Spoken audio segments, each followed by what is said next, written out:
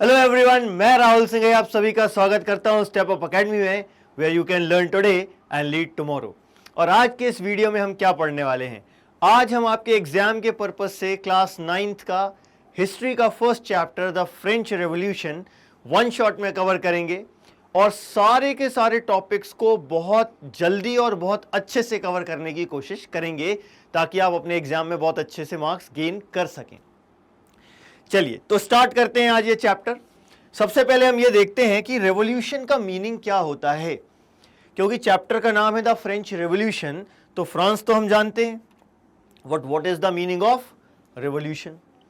Revolution का मतलब होता है चेंज, बदलाव। ठीक है, अब ये बदलाव कई तरीकों का हो सकता है। सोशल चेंजेस हो सकते हैं, इकोनॉमिक चेंजेस हो सकते हैं, पॉलिटिकल चेंजेस हो सकते हैं। तो जब जो एग्जिस्टिंग सोसाइटी है या एग्जिस्टिंग इकोनॉमी है, ठीक है, या फिर एग्जिस्टिंग पॉलिटिकल स्फीयर है, इनमें से यदि किसी में चेंज आ रहा है तो हम उसे रेवोल्यूशन कहते हैं। कई बार हो सकता है कि सब में धीरे धीरे अलग अलग चेंजेस आ रहे हों, कई बार हो सकता है सब में एक साथ चेंजेस आ रहे हों। तो फ्रांस में यही सारे चेंजेस हमें देखने मिलेंगे और इसी फ्रेंच रेवोल्यूशन को हमको पढ़ना है। लेकिन दिमाग में एक क्वेश्चन ये आता है, यार ये फ्रेंच रेवोल्यूशन हम क्यों पढ़ें? ये तो हमारी कंट्री का है नहीं, है तो फ्रांस का। फिर हम क्यों पढ़ रहे हैं इसके बारे में? क्योंकि यहां से कुछ इंपॉर्टेंट आइडियाज इमर्ज हुए। कौन से इंपॉर्टेंट आइडियाज इमर्ज हुए? Liberty and equality.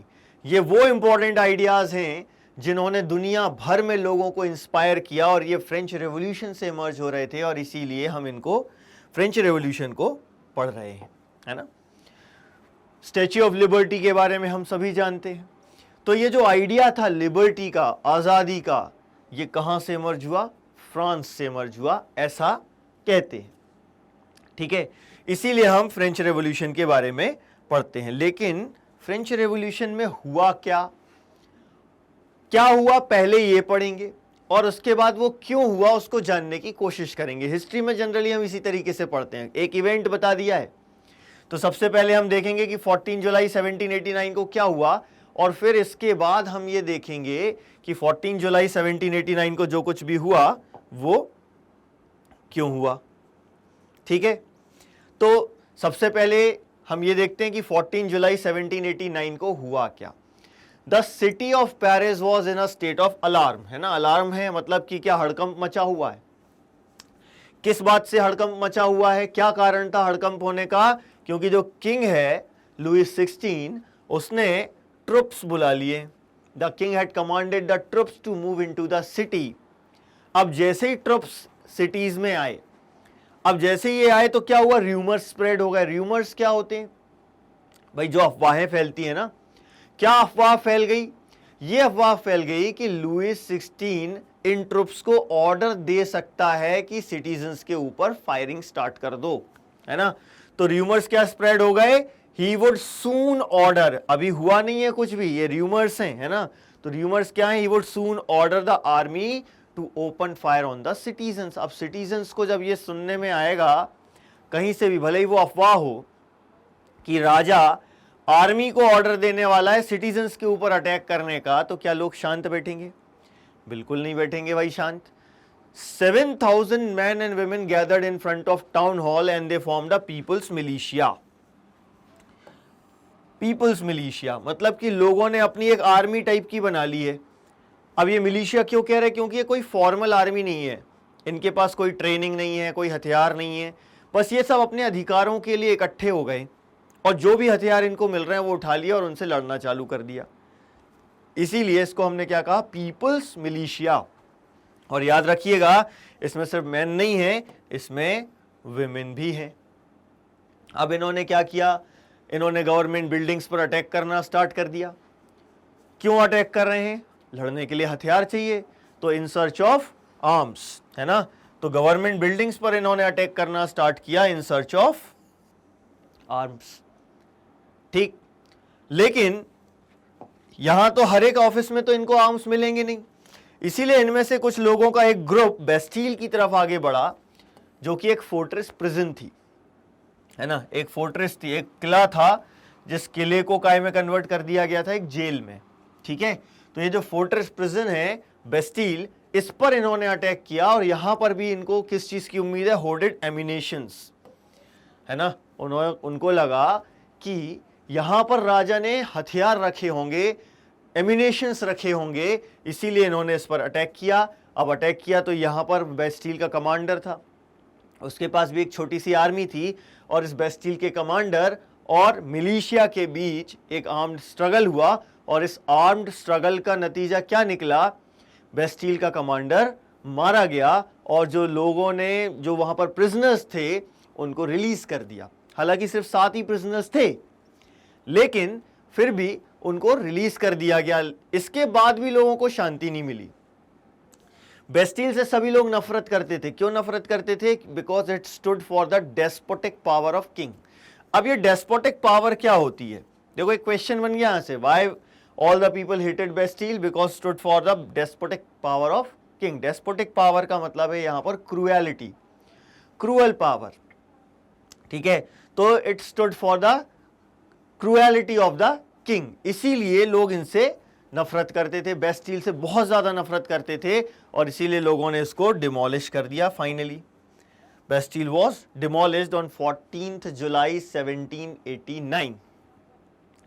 ठीक है, इसके बाद क्या हुआ, लोगों ने वो जो बेस्टील के स्टोन फ्रेगमेंट्स थे वो भी मार्केट में बेचे, है ना। जो स्टोन फ्रेगमेंट्स हैं वो मार्केट में बेचे गए एज सुवीनियर्स। भाई उन लोगों के लिए जो चाहते थे कि बेस्टील जो है ना वो डिमोलिश करने की डेट वो याद रखना चाहते हैं, उसको एक यादगार के तौर पर रखना चाहते हैं, तो वो मार्केट से ये स्टोन फ्रेगमेंट्स खरीद रहे हैं, क्योंकि ये उसकी यादगार है कि आज से हमने किंग की पावर खत्म करना स्टार्ट कर दिया है। इस चीज का ये यहां पर हमको नजर आ रहा है। भाई ये सिंबल है, फ्रेगमेंट्स जो हैं वो इस चीज का सिंबल है कि किंग की पावर को खत्म करना स्टार्ट कर दिया है। इसीलिए बहुत सारे लोग जो उस समय वहां मौजूद नहीं थे, उन्होंने एज सुवीनियर ये स्टोन फ्रेगमेंट्स परचेज की। अब ज्यादातर लोग जो यहां पर प्रोटेस्ट कर रहे हैं ना, उसका मेन रीजन क्या था? The main reason was high prices of bread. उसके कारण प्रोटेस्ट स्टार्ट हुए। राजा ने ट्रुप्स बुला लिए, राजा ने ट्रुप्स बुलाए तो र्यूमर्स फैल गए, लोगों ने बेस्टील डिमोलिश कर दिया। और इसके बाद हम ये देखते हैं कि पेरिस हो या कंट्री साइड हो, कंट्री साइड यानी कि जो विलेजेस हैं, सभी जगहों पर और ज्यादा राइट्स हो रहे थे। यानी कि इस एक इवेंट के कारण एक चेन ऑफ इवेंट्स स्टार्ट हो गई, और इसका फाइनल रिजल्ट क्या निकला? Ultimately king was executed. बहुत से लोगों ने ये आउटकम एंटीसिपेट नहीं किया था उस समय, लेकिन आज जब हमारे हिस्टोरियंस इन इवेंट्स को देखते हैं तो उनको पता चलता है कि 14 जुलाई 1789 को जो कुछ हुआ उसके कारण एक चेन ऑफ इवेंट्स स्टार्ट हो गई, और जिसका एंड रिजल्ट निकला एग्जीक्यूशन ऑफ किंग।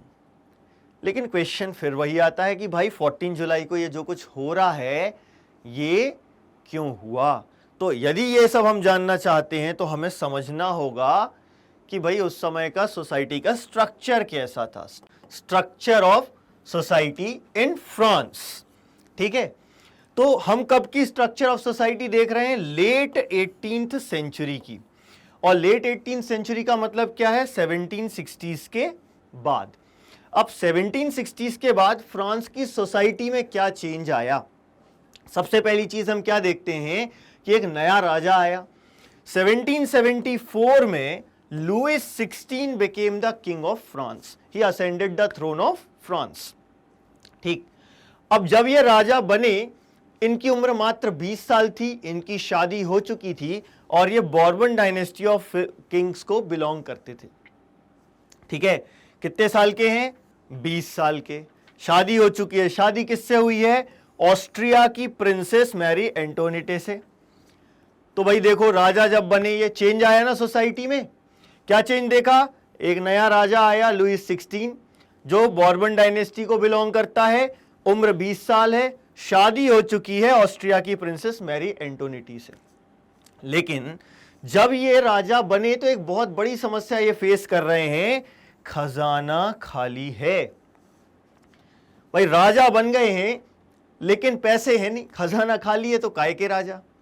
तो भाई क्वेश्चन ये आता है कि ये पैसा गया कहां? ये पैसा खर्चा हो गया। किसने खर्चा कर दिया? इनके पहले के राजाओं ने पैसा खर्चा कर दिया। कहां खर्चा कर दिया? किस चीज में खर्च कर दिया? Wars with Britain, long years of Wars with Britain. Historically France और ब्रिटेन आपस में एक दूसरे के दुश्मन थे। बहुत लंबे समय तक इनके बीच में वॉर्स चली, जिसमें फ्रांस के सारे जो रिसोर्सेस थे वो खत्म हो गए थे। तो खजाना खाली होने का एक रीजन मिल गया। कब का है ये रीजन? ये जब लुईस 16 किंग बने उस समय, उसके पहले ही खाली हो गया ना। तो पहला रीजन हमको ये मिल गया कि वॉर विथ ब्रिटेन। दूसरा, जिस पैलेस में वो रह रहे हैं उस पैलेस को मेंटेन करने की कॉस्ट भी बहुत ज्यादा थी। कौन सा पैलेस था? Palace of Versailles. ठीक है, बहुत बड़ा पैलेस था, एक इमेंस पैलेस है।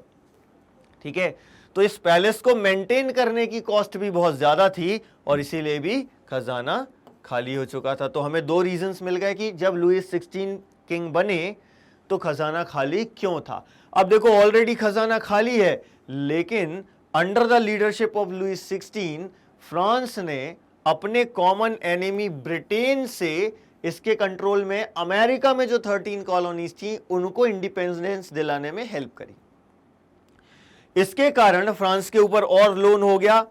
ऑलरेडी इनके ऊपर लोन था और 1 बिलियन लीवर का लोन और हो गया। जो पहले से 2 बिलियन लीवर का लोन ऑलरेडी था, उसमें 1 बिलियन लीवर का लोन और ऐड हो गया। अब ये लीवर क्या है? लीवर वहां की करेंसी है जो 1794 में डिसकंटिन्यू हो गई है ना। फ्रांस की करेंसी थी लीवर और ये 1794 में डिसकंटिन्यू हो गई। ठीक, अब देखिए भाई क्या कंडीशन है। राजा बन गए हैं, खजाना खाली है। खजाना खाली क्यों है? क्योंकि ब्रिटेन से बहुत लंबे समय से वॉर चल रही थी और पैलेस को मेंटेन करने की कॉस्ट बहुत ज्यादा थी। ऊपर से जब ये किंग बने तो इन्होंने कहा कि हम ब्रिटेन की जो 13 कॉलोनीज हैं अमेरिका में, उनकी हेल्प करेंगे इंडिपेंडेंस गेन करने में, जिसके कारण ऑलरेडी जो 2 बिलियन लीवर का लोन था उसमें 1 बिलियन लीवर का लोन और ऐड हो गया। अब इसके बाद क्या कंडीशन आती है ये देखिए भाई। अब ये लोन लिया है तो जिसने लोन दिया है वो डेफिनेटली उस पर इंटरेस्ट लेगा। कितना इंटरेस्ट ले रहे हैं? 10%। बहुत ज्यादा इंटरेस्ट है, मतलब ये इंटरेस्ट पेमेंट के लिए बहुत पैसा चाहिए किंग को। इसके अलावा और भी कई चीजों के लिए पैसा चाहिए। कौन सी चीजों के लिए पैसा चाहिए भाई? देखिए, रेगुलर एक्सपेंसेस हैं बहुत सारे। कौन कौन से रेगुलर एक्सपेंसेस है? Maintaining an army, maintaining a court, running government offices and running universities. इन सारी चीजों के लिए पैसा चाहिए। और किंग की इनकम का सोर्स क्या होता है? टैक्सेस। तो डेफिनेटली इन सारे खर्चों को निकालने के लिए किंग को क्या करना पड़ेगा? किंग को टैक्सेस बढ़ाने पड़ेंगे। सो लुईस 16 क्या प्लान कर रहे थे? फ्रांस में टैक्सेस बढ़ाने का प्लान कर रहे थे, लेकिन टैक्स बढ़ाने से भी उनकी प्रॉब्लम सुलझेगी नहीं। अब देखो, इस कहानी को यहीं याद रखिएगा अभी कि लुईस 16 टैक्स बढ़ाना चाहता है। हम इस पॉइंट पर वापस आएंगे, लेकिन पहले इस पॉइंट को समझते हैं कि टैक्स बढ़ाने से भी इनकी प्रॉब्लम सॉल्व क्यों नहीं होगी।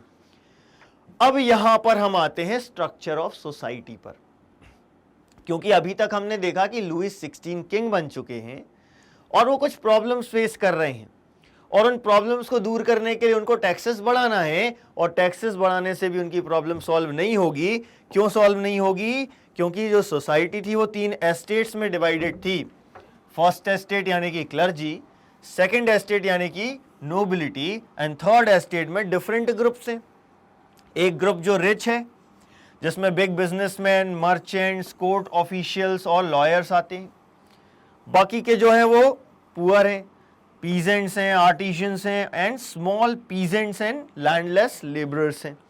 ये सारे लोग जो हैं ये थर्ड एस्टेट के मेंबर थे। लेकिन भाई तो प्रॉब्लम क्या है? इस टैक्स बढ़ाएंगे तो प्रॉब्लम सॉल्व होनी चाहिए ना।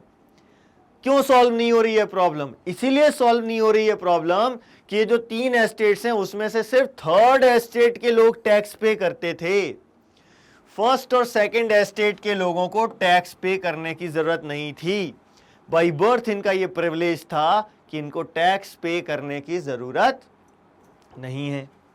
ठीक, तो फ्रांस में हमने क्या देखा कि ये जो सोसाइटी है ये 3 एस्टेट में डिवाइडेड है और ये एक फ्यूडल सिस्टम हुआ करता था, उसी फ्यूडल सिस्टम का पार्ट है ना, फ्यूडल सिस्टम हुआ करता था, इस फ्यूडल सिस्टम का पार्ट है ये सोसाइटी और इसे हम कहते हैं ओल्ड रिजाइम।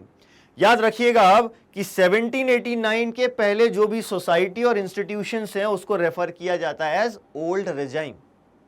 ठीक है, तो यदि आपको डिफाइन करने आ जाएगा कि ओल्ड रिजाइम क्या होता है तो कैसे डिफाइन करेंगे हम, society and institutions of France before 1789 are described as old regime. और इस ओल्ड रिजाइम का सिस्टम क्या है, फ्यूडल सिस्टम है। इस फ्यूडल सिस्टम में क्या है, 3 एस्टेट्स हैं, first estate, second estate and third estate. ठीक है, अब ये जो फ्यूडल सिस्टम है ये होता क्या था इसको समझ लेते हैं जरा, कि फ्यूडल सिस्टम में जनरली क्या होता था कि कोई पीजेंट होता था या वर्कर होता था और वो वॉर में किंग को सपोर्ट कर रहा है या उसका जो लॉर्ड है उसको सपोर्ट कर रहा है, उसके बदले उसको वेजेस नहीं मिलते थे, वेजेस की जगह उनको लैंड मिल जाता था, है ना। और ये जो पीजेंट्स या वर्कर्स हैं जब ये वॉर में स्पेशली सपोर्ट कर रहे हैं लॉर्ड को तो इनको क्या कहते थे, वेसल्स। ठीक है, तो ये जो वेसल्स हैं यानी कि पीजेंट्स या वर्कर्स, इनको क्या मिलता था, पीस ऑफ लैंड, किस चीज के बदले में, return for serving a Lord और किंग। कब, specially during times of war. तो ये फ्यूडल सिस्टम था और जिस जिसको जमीनें ये देते जा रहे हैं वो जो है वो थर्ड एस्टेट से निकल के सेकंड एस्टेट में आते चले जा रहे हैं। ठीक है, अब ये फ्यूडल सिस्टम के अलावा देखिए यहां पर क्लर्जी का भी जरा हम समझ लेते हैं और नोबल्स का भी कि ये कौन होते हैं। नोबल्स कौन है, a group of people belonging to high class but lower than the king. ठीक है, किंग के बराबर नहीं है, नोबल्स जो है वो हाई क्लास को बिलोंग करते हैं लेकिन किंग से लोअर है। ठीक है, और clergy persons invested with special functions in church, यानी कि प्रीस्ट है या पादरी है। ठीक है, तो क्लर्जी जो है इनके पास क्या है, स्पेशल फंक्शंस हैं चर्च में। हर एक चर्च का मेंबर क्लर्जी नहीं है, चर्च में भी जो स्पेशल फंक्शंस हैं जिनके पास, वो लोग क्लर्जी के मेंबर्स हैं। ठीक है, तो फर्स्ट एस्टेट हमें समझ में आ गया, सेकंड एस्टेट समझ में आ गया कि ये कौन है, थर्ड एस्टेट में हमने देख लिया कि कौन कौन से ग्रुप्स हैं। अब हम बात करते हैं कि वो जो प्रॉब्लम थी ना लुईस 16 की कि टैक्स बढ़ाने से भी प्रॉब्लम सॉल्व नहीं होगी, तो हमने कहा कि भाई सिर्फ थर्ड एस्टेट के लोग टैक्स पे कर रहे हैं इसीलिए प्रॉब्लम सॉल्व नहीं होगी।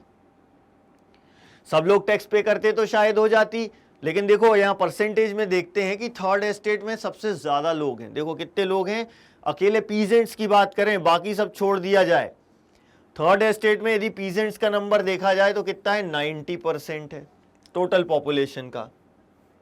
ठीक है, अब बचे जो 10% हैं उसमें आपके क्लर्जी भी हैं, नोबल्स भी हैं और थर्ड एस्टेट के बाकी के लोग भी हैं। अब ये 90% फार्मर्स हैं या पीजेंट्स हैं लेकिन इनके पास जमीन नहीं है। जमीन कितनी है इनके पास, सिर्फ 60% है। मतलब कि ये रेंट पर जमीन लेकर काम कर रहे हैं। असली में जमीन किसके पास है, चर्च के पास है, या जो रिच सेक्शन है नोबल्स एंड थर्ड एस्टेट के जो रिच सेक्शंस हैं इनके पास ये 60% लैंड है। अब ऐसे में ये जो पीजेंट्स हैं इनकी इनकम बहुत कम होगी। अब राजा कितना भी टैक्स बढ़ा दे, जब थर्ड एस्टेट की 90% पॉपुलेशन, उनकी टोटल इनकम ही कम है, तो राजा टैक्स बढ़ाने के बाद भी ज्यादा पैसा कलेक्ट नहीं कर पाएगा और इसलिए उसकी प्रॉब्लम सॉल्व नहीं होगी। ठीक है, अब ऐसा हो गया कि भाई फर्स्ट एस्टेट और सेकंड एस्टेट का एक प्रिविलेज तो हमने देख लिया कि इनको टैक्स पे नहीं करना है, लेकिन इन दोनों ग्रुप्स के कुछ प्रिविलेजेस और थे। जरा अब हम उन प्रिविलेजेस पर फोकस करते हैं कि इनके और प्रिविलेजेस क्या हैं। सबसे पहले हम बात करते हैं नोबल्स की, कि नोबल्स के और क्या प्रिविलेजेस हैं। एक तो टैक्स पे नहीं करना है, दूसरा ये टैक्स कलेक्ट कर रहे हैं जिसको ये कहते थे फ्यूडल ड्यूज। ठीक है, फ्यूडल ड्यूज भी इनको मिल रहे हैं टैक्स के रूप में। और एक और सिस्टम ऑफ ऑब्लिगेशंस है। अब इस सिस्टम ऑफ ऑब्लिगेशंस में क्या है, ये जो पीजेंट्स हैं, these peasants were obliged to work in the house. His का मतलब क्या है यहां पर, नोबल, है ना। So peasants were obliged to render services to the lord, to work in his house, his fields, serve in the army और participate in the building of roads. ये सिस्टम ऑफ ऑब्लिगेशन कहलाता है। मतलब कि किसान जो है उसको खेती तो करनी ही है, लेकिन खेती करने के अलावा लॉर्ड को सर्विस भी प्रोवाइड कराने का जिम्मेदारी किसके ऊपर है? वो जो 90% पीजेंट्स हैं उनके ऊपर है। तो टोटल 3 प्रिविलेजेस हो गए इनके। टैक्स पे नहीं करना है, टैक्स कलेक्ट करना है और सिस्टम ऑफ ऑब्लिगेशन फॉलो करना है। वैसे ही हम देखते हैं चर्च के पास भी कुछ प्रिविलेजेस हैं। एक तो टैक्स पे नहीं करना, दूसरा ये टैक्स कलेक्ट भी कर रहे हैं, जिसको हम क्या कह रहे हैं? टीथ्स। अब ये टीथ्स क्या है? एक टैक्स है जो कौन कलेक्ट कर रहा है? चर्च कलेक्ट कर रहा है। ये कितना है? 1/10 ऑफ द टोटल प्रोड्यूस। कितना है ये? 1/10 ऑफ द टोटल प्रोड्यूस, यानी कि 10%। जो कुछ भी प्रोड्यूस किया एक पीजेंट ने, उसका 10% चर्च के पास जाएगा एज टैक्स, जिसको हम क्या कह रहे हैं? टीथ। ये सारे टैक्सेस कौन दे रहे हैं? थर्ड एस्टेट के लोग। ये फ्यूडल ड्यूज भी थर्ड एस्टेट के लोग दे रहे हैं और ये टीथ भी थर्ड एस्टेट के लोग दे रहे हैं। इसके अलावा और भी टैक्सेस हैं जो डायरेक्टली देने पड़ रहे हैं, है ना। ये तो डायरेक्ट टैक्स में क्या आ जाता है? टेली। ये वो टैक्स है जो डायरेक्टली किंग ले रहा था, और कुछ इनडायरेक्ट टैक्सेस हैं जो डेली यूज की चीजों पर लगते थे, जैसे कि टोबैको पर, सॉल्ट पर और एवरीडे कंजम्पशन की जो भी अदर चीजें हैं उन सब पर इनडायरेक्ट टैक्सेस भी लगते थे। और ये सारे के सारे टैक्सेस पे कौन कर रहा है? थर्ड एस्टेट के लोग। मतलब कि हम यहां से क्या कंक्लूड कर सकते हैं कि सारा पैसा कौन दे रहा है? थर्ड एस्टेट के लोग दे रहे हैं। इसका मतलब कि burden of financing the activities of the state, burden of financing the activities of the state through taxes was borne by third estate alone। सिर्फ थर्ड एस्टेट के लोग ही तो टैक्स पे कर रहे हैं, तो ये कंक्लूड किया जा सकता है ना, और यहां से क्वेश्चन फ्रेम किया जा सकता है। और इस क्वेश्चन के आंसर में आपको बताना पड़ेगा कि भाई थर्ड एस्टेट के लोग ही तो सारे टैक्सेस पे कर रहे हैं, फर्स्ट और सेकंड एस्टेट के लोगों को तो टैक्स पे करना नहीं है। तो इससे क्लियर हो जाएगा कि बर्डन किसके ऊपर है? पूरा थर्ड एस्टेट के ऊपर बर्डन है पूरा का पूरा। इन्हीं के दम पर सोसाइटी चलेगी। अब जब थर्ड एस्टेट के ऊपर पूरा बर्डन है तो परेशानी भी होगी ना थर्ड एस्टेट को। क्या परेशानी होगी थर्ड एस्टेट को? देखते हैं भाई जरा। अब समस्या आ जाएगी। देखो भाई, नोबल मैन की बात करते हैं। नोबल मैन क्या कर रहा है? हर चीज जो है वो पीजेंट लाकर दे रहे हैं। इसको इस पेंटिंग में दिख रहा है अपन को। ग्रेन्स लाके दे रहा है, मनी लाके दे रहा है, फ्रूट्स वेजिटेबल्स लाके दे रहा है। परेशान है ना ये थर्ड एस्टेट का पर्सन, बहुत ज्यादा परेशान है। नोबल मैन इसमें दिखाया गया है कि स्पाइडर है, और जो पीजेंट है वो है ये बी जो इसमें फंस गई है। मतलब कि जो पीजेंट है या जो भी थर्ड एस्टेट के लोग हैं वो इस नोबल के जाल में फंस चुके हैं, है ना। तो ये पेंटिंग्स भी आपको जो बुक में दी हुई हैं, आपको एग्जाम में पूछी जा सकती हैं कि ये क्या रिप्रेजेंट करती है ना। तो क्या रिप्रेजेंट कर रही है ये इमेज? अपन को दिख रहा है जो पुअर है वो हर एक चीज ला रहा है, एवरीथिंग। क्या क्या चीजें ला रहा है? ग्रेन्स, फ्रूट्स, मनी, सैलेड, हर चीज लेके आ रहा है। लेकिन जो ये फैट लॉर्ड है ये क्या कर रहा है? आराम से बैठा हुआ है, सब चीजें एक्सेप्ट कर रहा है और एक बार ठीक से उसको देख भी नहीं रहा। लुक देखो आप उसका कि वो ठीक से पीजेंट को देख भी नहीं रहा। ये कंडीशन है इनकी, ठीक है। अब यहां पर हमको यह समझ में आ गया कि भाई थर्ड एस्टेट के लोग बहुत परेशान हैं, सरवाइव नहीं कर पा रहे हैं, सर्वाइवल की कंडीशन की भी परेशानी है। तो बहुत ज्यादा स्ट्रगल करना पड़ रहा है सर्वाइव करने को। क्यों स्ट्रगल करना पड़ रहा है? क्या रीजन है स्ट्रगल करने का? भाई सबसे पहला रीजन है पॉपुलेशन। फ्रांस की पॉपुलेशन बहुत तेजी से बढ़ रही थी उस समय। सिर्फ फ्रांस की नहीं, पूरे यूरोप की पॉपुलेशन तेजी से बढ़ रही थी। तो फ्रांस की पॉपुलेशन हम देखते हैं 1715 में जो 23 मिलियन थी, ये 1789 में बढ़कर 28 मिलियन हो गई। 5 मिलियन लोग बढ़ गए। आज के हिसाब से देखा जाए तो ये बहुत कम लग रहा है हमको, लेकिन उस समय जब नंबर ऑफ बर्थ के साथ साथ नंबर ऑफ डेथ्स भी ज्यादा होती थी, उस समय के हिसाब से ये 28 मिलियन बहुत ज्यादा है। तो पॉपुलेशन बहुत तेजी से बढ़ रही थी। अब जब पॉपुलेशन तेजी से बढ़ रही है तो क्या होगा? फूड ग्रेन्स की डिमांड भी बढ़ेगी ना भाई। लेकिन प्रोडक्शन उतना बढ़ नहीं रहा। डिमांड तेजी से बढ़ रही है और प्रोडक्शन धीरे धीरे बढ़ रहा है। इसके कारण क्या होगा, जो ब्रेड की प्राइसेस है वो बहुत ज्यादा हो जाएगी। अब ध्यान से सुनिएगा, एक तो ब्रेड की प्राइसेस बढ़ रही हैं और दूसरी तरफ क्या हो रहा है, वर्कर्स के जो प्राइसेस हैं वो फिक्स कर दिए गए हैं। ओनर्स ने, सॉरी प्राइसेस नहीं, वेजेस जो है वो फिक्स कर दिए गए हैं। अब वेजेस फिक्स कर दिए हैं तो इससे भी समस्या होगी। क्या समस्या होगी भाई, क्या समस्या हो गई, देख लो भैया। वेजेस बढ़ नहीं रहे, ब्रेड के प्राइसेस बढ़ जा रहे हैं, तो रिच और पुअर के बीच का जो डिफरेंस है ये और ज्यादा बढ़ता चला जाएगा, बहुत ज्यादा बढ़ जाएगा। ठीक है, अब इसके कारण क्या होगा, सबसिस्टेंस क्राइसिस। अब देखो वेजेस कम है, क्यों कम है, क्योंकि नंबर ऑफ पीपल ज्यादा हैं। जब भी वर्कर्स का नंबर ज्यादा होगा और काम कम होगा तो वेजेस कम हो जाएंगे।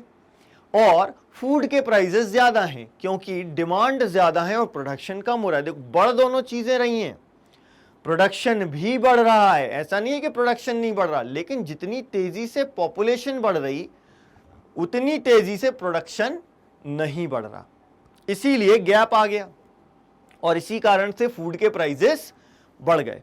ठीक है, अब ऐसी सिचुएशन में मान लो कि सूखा पड़ जाए, मैंने फ्लड्स आ जाए या ड्रॉट हो जाए जिसके कारण फसल बर्बाद हो जाए, तो ऐसे में तो इंसान की कंडीशन बहुत बुरी हो जाएगी। और यही हुआ फ्रांस में 1789 के पहले भी कई बार ऐसी सिचुएशन आई और इसको हम कहते हैं सबसिस्टेंस क्राइसिस। अब ये सबसिस्टेंस क्राइसिस क्या होती है, एक ऐसी सिचुएशन जहां पर बेसिक मीन्स ऑफ लाइवलीहुड खतरे में हो, a situation in which basic means of livelihood are endangered. Basic means of livelihood में क्या आता है, सबसे इंपॉर्टेंट चीज खाना, मतलब लोगों को खाने के लिए ही नहीं मिल रहा है ना, ऐसी सिचुएशन आ गई, सबसिस्टेंस क्राइसिस की सिचुएशन आ गई। अब 1789 के पहले यानी कि ओल्ड रेजाइम में ये सबसिस्टेंस क्राइसिस की सिचुएशन कई बार आई और पीजेंट्स और फार्मर्स जो थे वो कई बार स्ट्रगल कर रहे थे।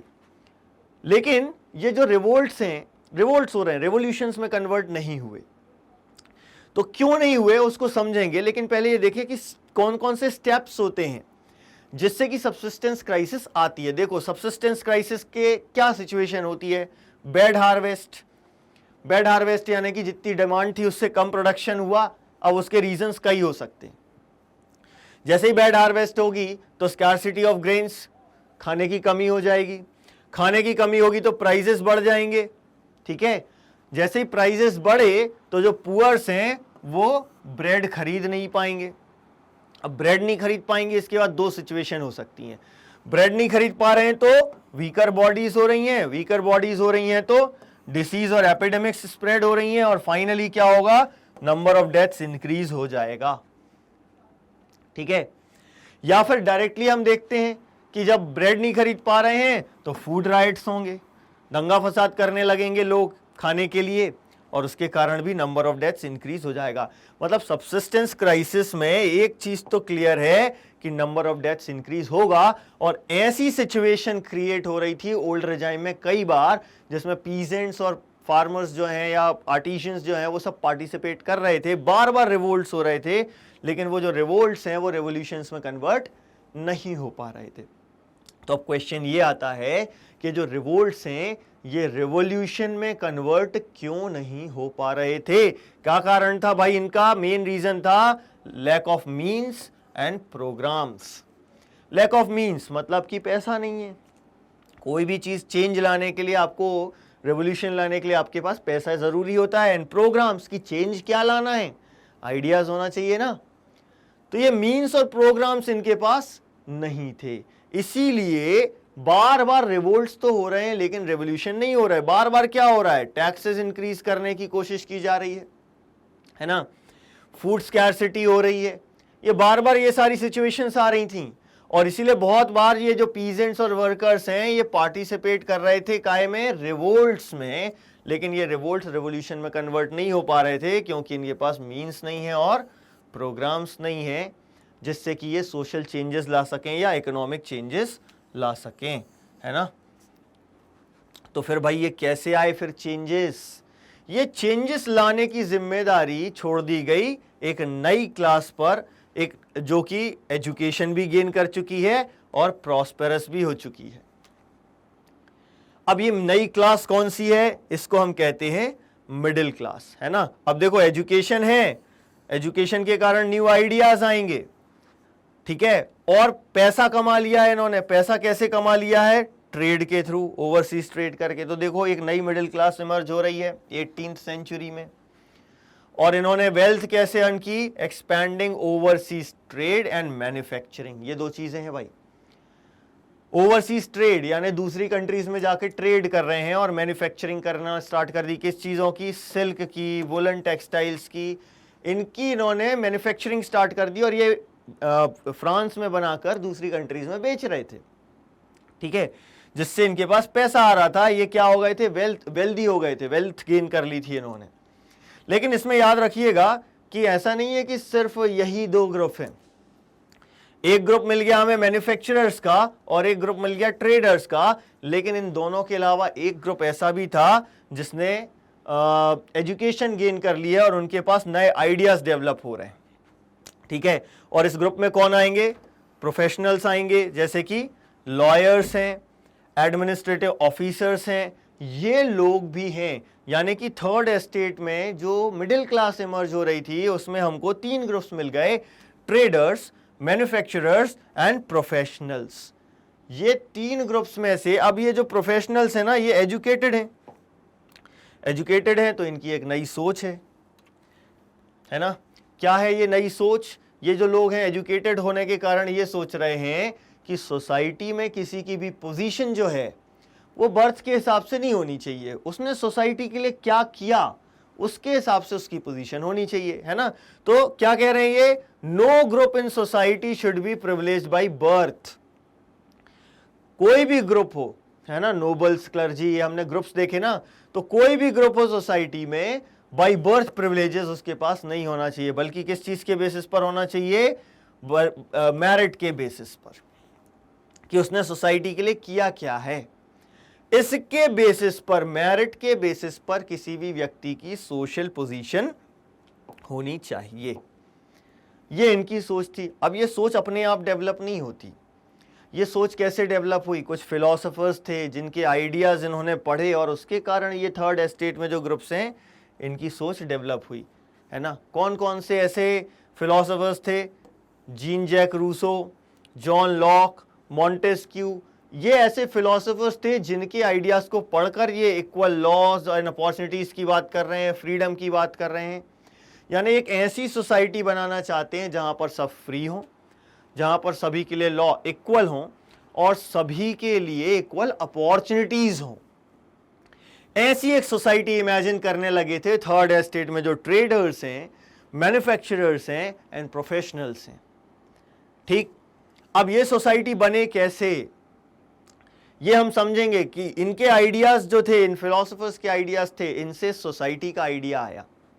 अब ये सोसाइटी का आइडिया तो आ गया, लेकिन इसको और डिटेल में समझे जरा पहले कि ये फिलोसोफर्स ने कहा क्या, फिर हम ये देखेंगे कि ऐसी सोसाइटी बनी कैसे। वो रेवोल्यूशन के थ्रू बन रही है, उसकी हम बात करेंगे। लेकिन पहले ये देखते हैं कि इनके आइडियाज क्या थे। सबसे पहले हम बात करते हैं जॉन लॉक की।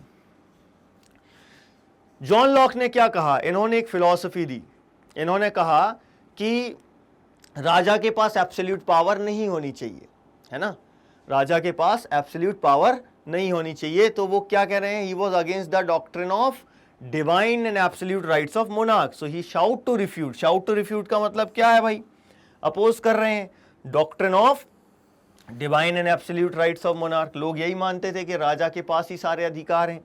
वो कह रहे हैं ऐसा नहीं होना चाहिए। अब राजा के पास सारे अधिकार नहीं होना चाहिए तो फिर किसके पास होंगे? ये भी सोचने की बात है। ये चीज इनने उतनी क्लियर नहीं है जितनी कि रूसो से पता चलती है हमें।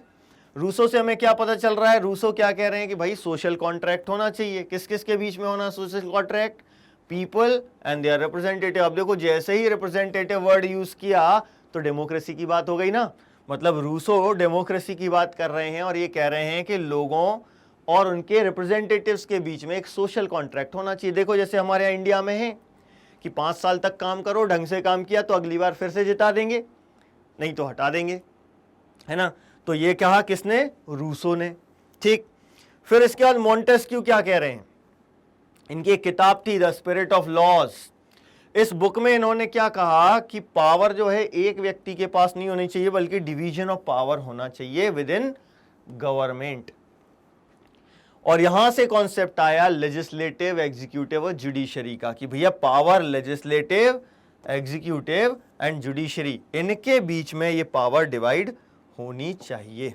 ठीक है, तो हमें यहां से क्या याद रखना है, पहले तो हमें फिलोसोफर्स के नाम और उनकी बुक का नाम। ठीक है, जॉन लॉक, और इनने जो बुक लिखी द टू ट्रीटिसेस ऑफ गवर्नमेंट, उस बुक का नाम। देन रूसो की बुक का नाम था the social contract. And third spirit of law by Montesquieu. ठीक है, इनके नाम याद रखने हैं हमको। ठीक है, अब ये सारे आइडियाज इन्होंने डेवलप किए और यही आइडियाज डिस्कस किए जा रहे हैं, और इन्हीं आइडियाज के बेसिस पर USA became the first democracy of the world, है ना। रूसो का जो आइडिया था, इसी आइडिया को फॉलो किया गया यूएसए में। लेजिस्लेटिव, एग्जीक्यूटिव और जुडिशरी के बीच यहां पर क्या हुआ, पावर डिवाइड कर दी गई। ठीक है, अब ये सारे आइडियाज स्प्रेड हो चुके थे, इतने सारे आइडियाज स्प्रेड हो चुके हैं, लोगों की सोच में बदलाव आ गया है, और ऐसी सोच के बीच लोगों को यह पता चल रहा है कि भाई राजा जो है वो टैक्स बढ़ाना चाहता है। लेकिन एक समस्या है इसमें भाई, एक चीज हमारे दिमाग में आ रही है कि जिस समय की हम बात कर रहे हैं फ्रांस की, उस समय तो ज्यादातर लोग लिटरेट थे ही नहीं। तो फिर ये जो फिलोसोफर्स हैं, इनके आइडियाज लोगों तक कैसे पहुंच रहे हैं, लोग कैसे डिस्कस कर रहे हैं। तो तब भी ये वैसे ही हो रहा था जैसे कि ये आज होता है। हम आज भी देखते हैं कि लोग चाय की दुकान पे खड़े हो जाते हैं और चर्चाएं चालू कर देते हैं, तो वैसे ही तो हो रहा था।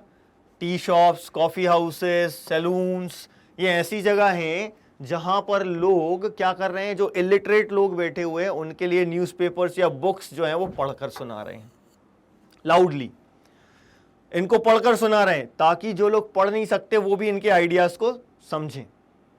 ठीक है, तो जो रीड नहीं कर सकते थे, लिख नहीं सकते थे, इन सब लोगों के लिए क्या किया जा रहा है, पढ़कर सुनाया जा रहा है इन फिलोसोफर्स के आइडियाज को। सैलून्स में, कॉफी हाउसेस में और भी कई ऐसे पब्लिक प्लेसेस थे जहां पर इनके आइडियाज डिस्कस किए जाने लगे, और एक माहौल क्रिएट होने लगा है चेंज का, लोगों की सोच में बदलाव आने लगा है। और ऐसी सिचुएशन में लोगों को पता चला कि लुईस 16 जो है वो फर्दर टैक्सेस बढ़ाना चाहता है। अब जैसे ही ये खबर फैली तो क्या लोग शांत बैठेंगे? देखो वापस से आ गए उसी कहानी पर कि लुईस 16 टैक्सेस बढ़ाना चाहता है। तो यहां जैसे ही टैक्सेस बढ़ाना चाहता है कि सिचुएशन आई, तो रिवॉल्यूशन शुरू, है ना। तो इसकी शुरुआत कैसे हुई, अब हमें क्या पढ़ना है, आउटब्रेक ऑफ रिवॉल्यूशन। ठीक है, अब ये रिवॉल्यूशन कैसे शुरू हुआ, तो हमने देखा कि भाई लुईस 16 टैक्स बढ़ाना चाहता है, लेकिन फ्रांस में राजा अपनी मर्जी से टैक्स नहीं बढ़ा सकता था। यदि राजा को टैक्स बढ़ाना है तो उसको एक पॉलिटिकल ऑर्गेनाइजेशन थी जिसका नाम था एस्टेट जनरल, इसकी मीटिंग बुलानी पड़ती थी। ठीक है, अब ये एस्टेट जनरल क्या है, तो आपको इसको डिफाइन करना पड़ेगा। तो estate general was a political body to which all the 3 estates send their representatives. लेकिन ये एस्टेट जनरल की मीटिंग कब होगी, ये सिर्फ और सिर्फ राजा डिसाइड कर सकता था। तो लास्ट टाइम एस्टेट जनरल की मीटिंग कब हुई थी, 1614 में। तो भैया देखो, अब इनको टैक्स बढ़ाना है, लेकिन टैक्स बढ़ा नहीं सकते। क्यों नहीं बढ़ा सकते, क्योंकि एस्टेट जनरल के साथ मीटिंग करनी पड़ेगी। एस्टेट जनरल यदि किंग का प्रपोजल पास कर देगी तो टैक्स बढ़ाए जा सकते हैं। तो एक चीज तो क्लियर हो गई, देखो 1614 से यदि एस्टेट जनरल की मीटिंग नहीं हुई है, मतलब कि फ्रांस में 1614 से लेके अभी तक टैक्सेस नहीं बढ़े। अब वो टैक्स बढ़ाना चाहते हैं। देखो लगभग कितने साल हो गए, 175 ईयर्स लगभग हो गए, टैक्सेस नहीं बढ़े हैं, है ना। तो अब एस्टेट जनरल की मीटिंग बुलाना है किंग को, और किंग ने ये डिसाइड किया कि एस्टेट जनरल की मीटिंग बुलाई जाएगी 5 मई 1789 को। लुईस 16 ने एस्टेट जनरल की मीटिंग बुलाई 5 मई 1789 को। अब इसमें रिप्रेजेंटेटिव्स आएंगे, तीनों एस्टेट्स के और मीटिंग करानी है, तो उसके लिए एक हॉल तैयार किया गया। वर्सेल्स में ही जो पैलेस था उसमें एक बहुत ही बढ़िया स्प्लेंडेड हॉल तैयार कराया गया जहां पर डेलीगेट्स मीटिंग में आएंगे। ठीक है, अब किसने कितने रिप्रेजेंटेटिव भेजे? फर्स्ट और सेकंड एस्टेट ने कितने? 300 रिप्रेजेंटेटिव भेजे। फर्स्ट एस्टेट के 300 और सेकंड एस्टेट के 300 और थर्ड एस्टेट के 600 मेंबर्स। इनका सिटिंग अरेंजमेंट कैसा था? फर्स्ट और सेकंड एस्टेट के लोग एक दूसरे की तरफ फेस करके बैठेंगे और थर्ड एस्टेट के लोग उनके पीछे खड़े रहेंगे। थर्ड एस्टेट के लोगों को बैठने की परमिशन नहीं थी। ठीक है, तो ये सिटिंग अरेंजमेंट था इसमें। अब इस मीटिंग में क्या हुआ कि जो थर्ड एस्टेट के 600 मेंबर्स हैं उसमें भी जो थर्ड एस्टेट को रिप्रेजेंट करने वाले हैं वो उस एस्टेट के सबसे ज्यादा एजुकेटेड और रिच लोग हैं। पीजेंट्स, आर्टिजन्स और विमेन को इस मीटिंग में जाना अलाउड नहीं था। कौन कौन अलाउड नहीं था? Peasants, artisans and women. इनको एस्टेट जनरल की मीटिंग में जाना अलाउड नहीं था। कौन रिप्रेजेंट कर रहा है थर्ड एस्टेट को? मोर प्रॉस्पेरस यानी कि रिच एंड एजुकेटेड लोग। ठीक है, अब देखो ये रिप्रेजेंटेशन मिल गया इनको। इनकी बहुत सारी समस्याएं थी लेकिन ये समस्याएं खुद नहीं बता सकते, इसीलिए थर्ड एस्टेट के जो रिप्रेजेंटेटिव्स थे वो लेटर्स के फॉर्म में इन सभी की प्रॉब्लम्स अपने साथ लिखकर ले गए। ठीक, अब बात आई वोटिंग की। प्रपोजल रखा किंग ने कि टैक्सेस बढ़ाना है, बढ़ाए जाना चाहिए कि नहीं। अब वोटिंग होनी है। अब वोटिंग कैसे होती थी हमेशा एस्टेट जनरल में? वोटिंग का तरीका ये था कि हर एक एस्टेट का एक वोट होगा और लुईस 16 ने भी वही प्रैक्टिस को आगे बढ़ाया। ये भी कह रहे हैं कि हर एक estate, each estate had one vote और इस बार भी ऐसा ही होगा। लेकिन थर्ड एस्टेट के लोग अब इस चीज पर एग्री नहीं हैं क्योंकि वो जीन जैक रूसो की किताब पढ़ चुके हैं जिसका नाम क्या है? The social contract. ठीक है, और इस बुक के बेसिस पर वो क्या डिमांड कर रहे हैं कि voting in the assembly should be done as a whole where each member will have one vote. है ना, कंडक्ट असेंबली में जो भी इलेक्शंस हो रहे हैं वो कैसे हो? सबके लिए एक साथ हो, जहां पर हर एक मेंबर का क्या हो? एक वोट हो। ठीक है, ये इनकी डिमांड थी। कैसे आई ये डिमांड? रूसो की किताब द सोशल कॉन्ट्रैक्ट पढ़ के इनके दिमाग में ये आया कि एक एस्टेट का एक वोट देना ये सही नहीं है। हर एक एस्टेट का एक वोट होने की जगह पर हर एक मेंबर का एक वोट होना चाहिए। देखो, एक डेमोक्रेटिक प्रिंसिपल की बात हो रही है। ठीक है, तो ये इनकी डिमांड थी। लेकिन क्या राजा इनकी डिमांड मानेगा? बिल्कुल नहीं मानेगा। राजा ने इनकी डिमांड मानने से मना कर दिया। So members of third estate walked out of the meeting of estate general. वो मीटिंग छोड़कर आ गए क्योंकि अब इनके मीटिंग में रहने का कोई सेंस ही नहीं है। क्योंकि यदि हर एक एस्टेट का एक वोट है तो फर्स्ट और सेकंड एस्टेट तो उसको पास कर ही देंगे क्योंकि उनको तो टैक्सेस पे करना ही नहीं है ना। तो भाई थर्ड एस्टेट के लोग मीटिंग छोड़कर आ गए और फिर ये कहां मिले? 20 जून को वर्सेल्स में ही एक टेनिस कोर्ट है, उसका एक इंडोर टेनिस कोर्ट का हॉल था, उसमें ये लोग मिले and they declared themselves a national assembly. भाई असेंबली क्या होती? कुछ लोगों का एक समूह एक जगह बैठ जाए, वो असेंबली है ना। तो ये कह रहे हैं कि ये नेशनल असेंबली है। क्यों? क्योंकि ये अपने आप को पूरे फ्रांस का रिप्रेजेंटेटिव मान रहे हैं। ठीक है, so they saw themselves as the representative of the France. इसीलिए इन्होंने अपने आप को एक नेशनल असेंबली डिक्लेयर किया। और ये क्या कह रहे हैं? एक शपथ ले रहे हैं। क्या शपथ ले रहे हैं? कि this national assembly will not disperse until they will make a constitution that will limit the powers of monarch। ये कह रहे हैं नेशनल असेंबली तब तक खत्म नहीं होगी, डिस्पर्स नहीं होगी, जब तक कि ये एक ऐसा कॉन्स्टिट्यूशन नहीं बना लेते जो किंग की पावर्स को लिमिटेड कर दे। देखो भाई, लेकिन रेवोल्यूशन चल रहा है, इस रेवोल्यूशन के लिए लीडर्स की जरूरत होती है। बिना लीडर के कोई रेवोल्यूशन नहीं चल पाता इतने अच्छे से। तो इस रेवोल्यूशन में भी लीडर थे। इनको कौन लीड कर रहा था? इनको लीड करने वाले थे मीराबियो एंड अबेसिस। लेकिन ये थर्ड एस्टेट के लोग नहीं है। आप देखो, मीराबियो कौन है? एक नोबल पर्सन है, लेकिन उसको इस बात में बिलीव था कि सोसाइटी में जो फ्यूडल प्रिविलेजेस का सिस्टम है वो खत्म कर दिया जाना चाहिए, है ना। तो इसीलिए वो क्या कह रहे हैं? He was convinced of the need to do away with the society of feudal privileges. ये सिस्टम वो खत्म करना चाहते हैं, फ्यूडल सिस्टम नहीं होना चाहिए। नोबल होने के बावजूद भी उनकी ये सोच है। दूसरा क्या, दूसरा इनका जो है लीडर वो है अबेसिस, जो कि एक प्रीस्ट है। अब ये दोनों ही कैसे लोगों को मोटिवेट कर रहे हैं, जैसे मीराबियो ने क्या किया, एक जनरल भी इन्होंने निकाला और साथ ही ये क्या करते थे, पावरफुल स्पीचेस डिलीवर करते थे लोगों को असेंबल करके, और ऐसे लोगों को मोटिवेट कर रहे हैं, लीड कर रहे हैं कि क्या करना है क्या नहीं करना है। और अबेसिस ने क्या किया, एक पैम्फलेट लिखा जिसका क्या टाइटल था, what is the third estate, ये इसका टाइटल था। इन तरीकों से इन्होंने थर्ड एस्टेट के लोगों को लीड किया। अब देखो नेशनल असेंबली को लीड कर रहे हैं ये लोग, नेशनल असेंबली जो है वो कॉन्स्टिट्यूशन फ्रेम करने में बिजी है। उसी बीच बाकी के फ्रांस में क्या हुआ, the rest of the France was settled with turmoil. Turmoil का मतलब क्या है, यहां पर टर्मोइल का मतलब है कि वहां वायलेंस की कंडीशन है। क्यों है वायलेंस की कंडीशन, क्योंकि बहुत बुरी विंटर हुई, सीवियर विंटर। देखो भाई सबसिस्टेंस क्राइसिस की सिचुएशन बनेगी इसमें, सीवियर विंटर के कारण बैड हार्वेस्ट, बैड हार्वेस्ट के कारण स्कैरसिटी ऑफ ग्रेन। अब स्कैरसिटी ऑफ ग्रेन्स ऑलरेडी है, और ऐसी सिचुएशन में जो बेकर्स हैं वो इसका फायदा उठाना चाहते हैं। उन्होंने क्या किया, इस सिचुएशन का फायदा उठाने के लिए सप्लाईज की होर्डिंग कर दी। होर्डेड द सप्लाईज मतलब उन्होंने जमाखोरी चालू कर दी है। अब उनके पास ब्रेड है लेकिन फिर भी वो बेच नहीं रहे हैं, उसकी शॉर्टेज और ज्यादा क्रिएट कर रहे हैं ताकि वो और महंगा बेच सके। अब ऐसी सिचुएशन में कहानी क्या होगी, देखो जनरली ब्रेड लेने जाने की जिम्मेदारी किसकी होती थी, विमेन की। इस तरीके से विमेन जो है ना वो लाइन लगा के खड़ी रहती थी ब्रेड के लिए। और ये देखो भैया बेकर जो है, ऐसा लग रहा है ना जैसे वो ब्रेड को ऐसे पकड़े हो जैसे सोना चांदी हो उसके पास। ऐसी सिचुएशन बन गई फ्रांस में। अब ये एंग्री विमेन है, इनके जो भीड़ है ना वो ब्रेड की शॉप्स के बाहर खड़ी हुई है और ये ब्रेड दे नहीं रहा, तो डेफिनेटली अब ये क्या करेंगी, ब्रेड के शॉप्स पर अटैक कर देंगी।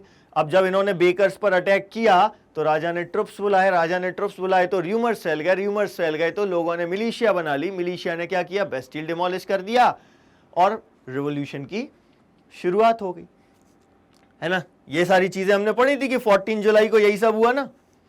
यही तो हमको जानना था कि जो कुछ हुआ 14 जुलाई को वो क्यों हुआ। तो ये तो जान गए कि 14 जुलाई को जो हुआ वो क्यों हुआ, लेकिन इसके बाद क्या सिर्फ सिटीज में ही हुआ? ये जो रिवॉल्यूशन है सिर्फ सिटी में हुआ क्या? अरे भाई यहां पर हमें दिख रहे हैं ये मूवमेंट। अब यहां से आपको मैप भी पूछा जाता है, इस मैप में आपको क्या क्या पूछा जा सकता है, आपको पेरिस की लोकेशन पूछी जा सकती है, बॉर्डोएक्स की लोकेशन पूछी जा सकती है, नेंटिस की लोकेशन पूछी जा सकती है और मार्सेल्स की लोकेशन पूछी जा सकती है। इसमें हमें दिख रहा है कि कैसे ये जो रेवोल्यूशन है ये स्प्रेड हो रहा है, डर के कारण ये रेवोल्यूशन स्प्रेड हो रहा था। अब ये सिटीज की बात हो गई। What about the country side, यानी विलेजेस? विलेजेस में भी तो कुछ रेवोल्यूशन हुआ ना। क्या हुआ, यहां पर र्यूमर्स अलग थे। विलेजेस में क्या र्यूमर्स थे, विलेजेस में ज्यादातर फार्मर्स होते हैं। अब फार्मर्स के लिए सबसे इंपॉर्टेंट चीज क्या है, उनकी क्रॉप्स। तो यहां पर ये र्यूमर्स फैल गए that lords of manor had hired the bands of brigands, bands of brigands यानी कि हथियारबंद लुटेरे। और लॉर्ड्स ऑफ मैनोर मतलब रूरल एरियाज में जो नोबल्स हैं, ठीक है। मैनोर मतलब उनका जो घर है और उनकी जो फील्ड है उसको मिलाकर कहते थे मैनोर, और उसका मालिक यानी कि लॉर्ड, ठीक है। तो ये lords of manor have hired the bands of brigands who are on their way to destroy the ripe crops of the farmers. पकी हुई फसल है, खड़ी फसल है, उसको डिस्ट्रॉय, अच्छा देखो लूटने भी नहीं जा रहे, क्या बोल रहे हैं र्यूमर्स, क्या है कि डिस्ट्रॉय करने के लिए आ रहे हैं। अब लोग डर जाएंगे और इस डर के कारण क्या होगा, इस फ्रेंजी ऑफ फियर में क्या होगा, ये भी वीवर्स जो पीजेंट्स हैं ये क्या करेंगे, नोबल्स पर अटैक कर देंगे, या ये जो लॉर्ड्स ऑफ मैनोर हैं इनके जो चेटुएक्स हैं यानी उनकी जो हवेली है उस पर अटैक कर दिया इन्होंने। तो इन पीजेंट्स ने क्या किया, कई सारी डिस्ट्रिक्ट्स में हथियार उठा लिया, होइस एंड पिचफॉक्स, इनके पास जो भी थे वो उठा लिया इन्होंने और चेटुएक्स पर अटैक कर दिया। ठीक, अब अटैक किया तो क्या किया इन्होंने, इनके पास जो लॉर्ड्स ऑफ मैनोर थे इनके पास जो ग्रेन्स थे ये इन्होंने लूट लिए और मैनोरियल ड्यूज के रिकॉर्ड्स जला दिए, है ना। तो जो होर्डेड ग्रेन्स थे वो लूट लिए और मैनोरियल ड्यूज के जो रिकॉर्ड्स थे, डॉक्यूमेंट्स थे वो जला दिए ताकि इनको अब कोई ड्यूज ना देना पड़े। ठीक है, ये कंडीशन थी रूरल एरियाज में। अब जब ये सब होगा तो रूरल एरियाज में लॉर्ड्स रुकेंगे क्या? बिल्कुल नहीं रुकेंगे भाई, वो छोड़कर वहां से भाग जाएंगे। तो बहुत सारे लोग वहां से अपना सब कुछ छोड़कर चले गए। अब जब ये सब देख रहा है, राजा देख रहा है, तो राजा कैसे रिएक्ट कर रहा है? राजा कैसे रिएक्ट कर रहा है? उसने क्या किया? He accorded recognition to national assembly. Recognition बहुत जरूरी, मतलब रिकॉग्नाइज कर लिया राजा ने कि हाँ भैया नेशनल असेंबली है, और वो इस चीज के लिए भी एग्री हो गया कि ये जो रूल्स बनाएंगे, नेशनल असेंबली जो रूल्स बनाएगी, मैं उसके हिसाब से चलूंगा, है ना।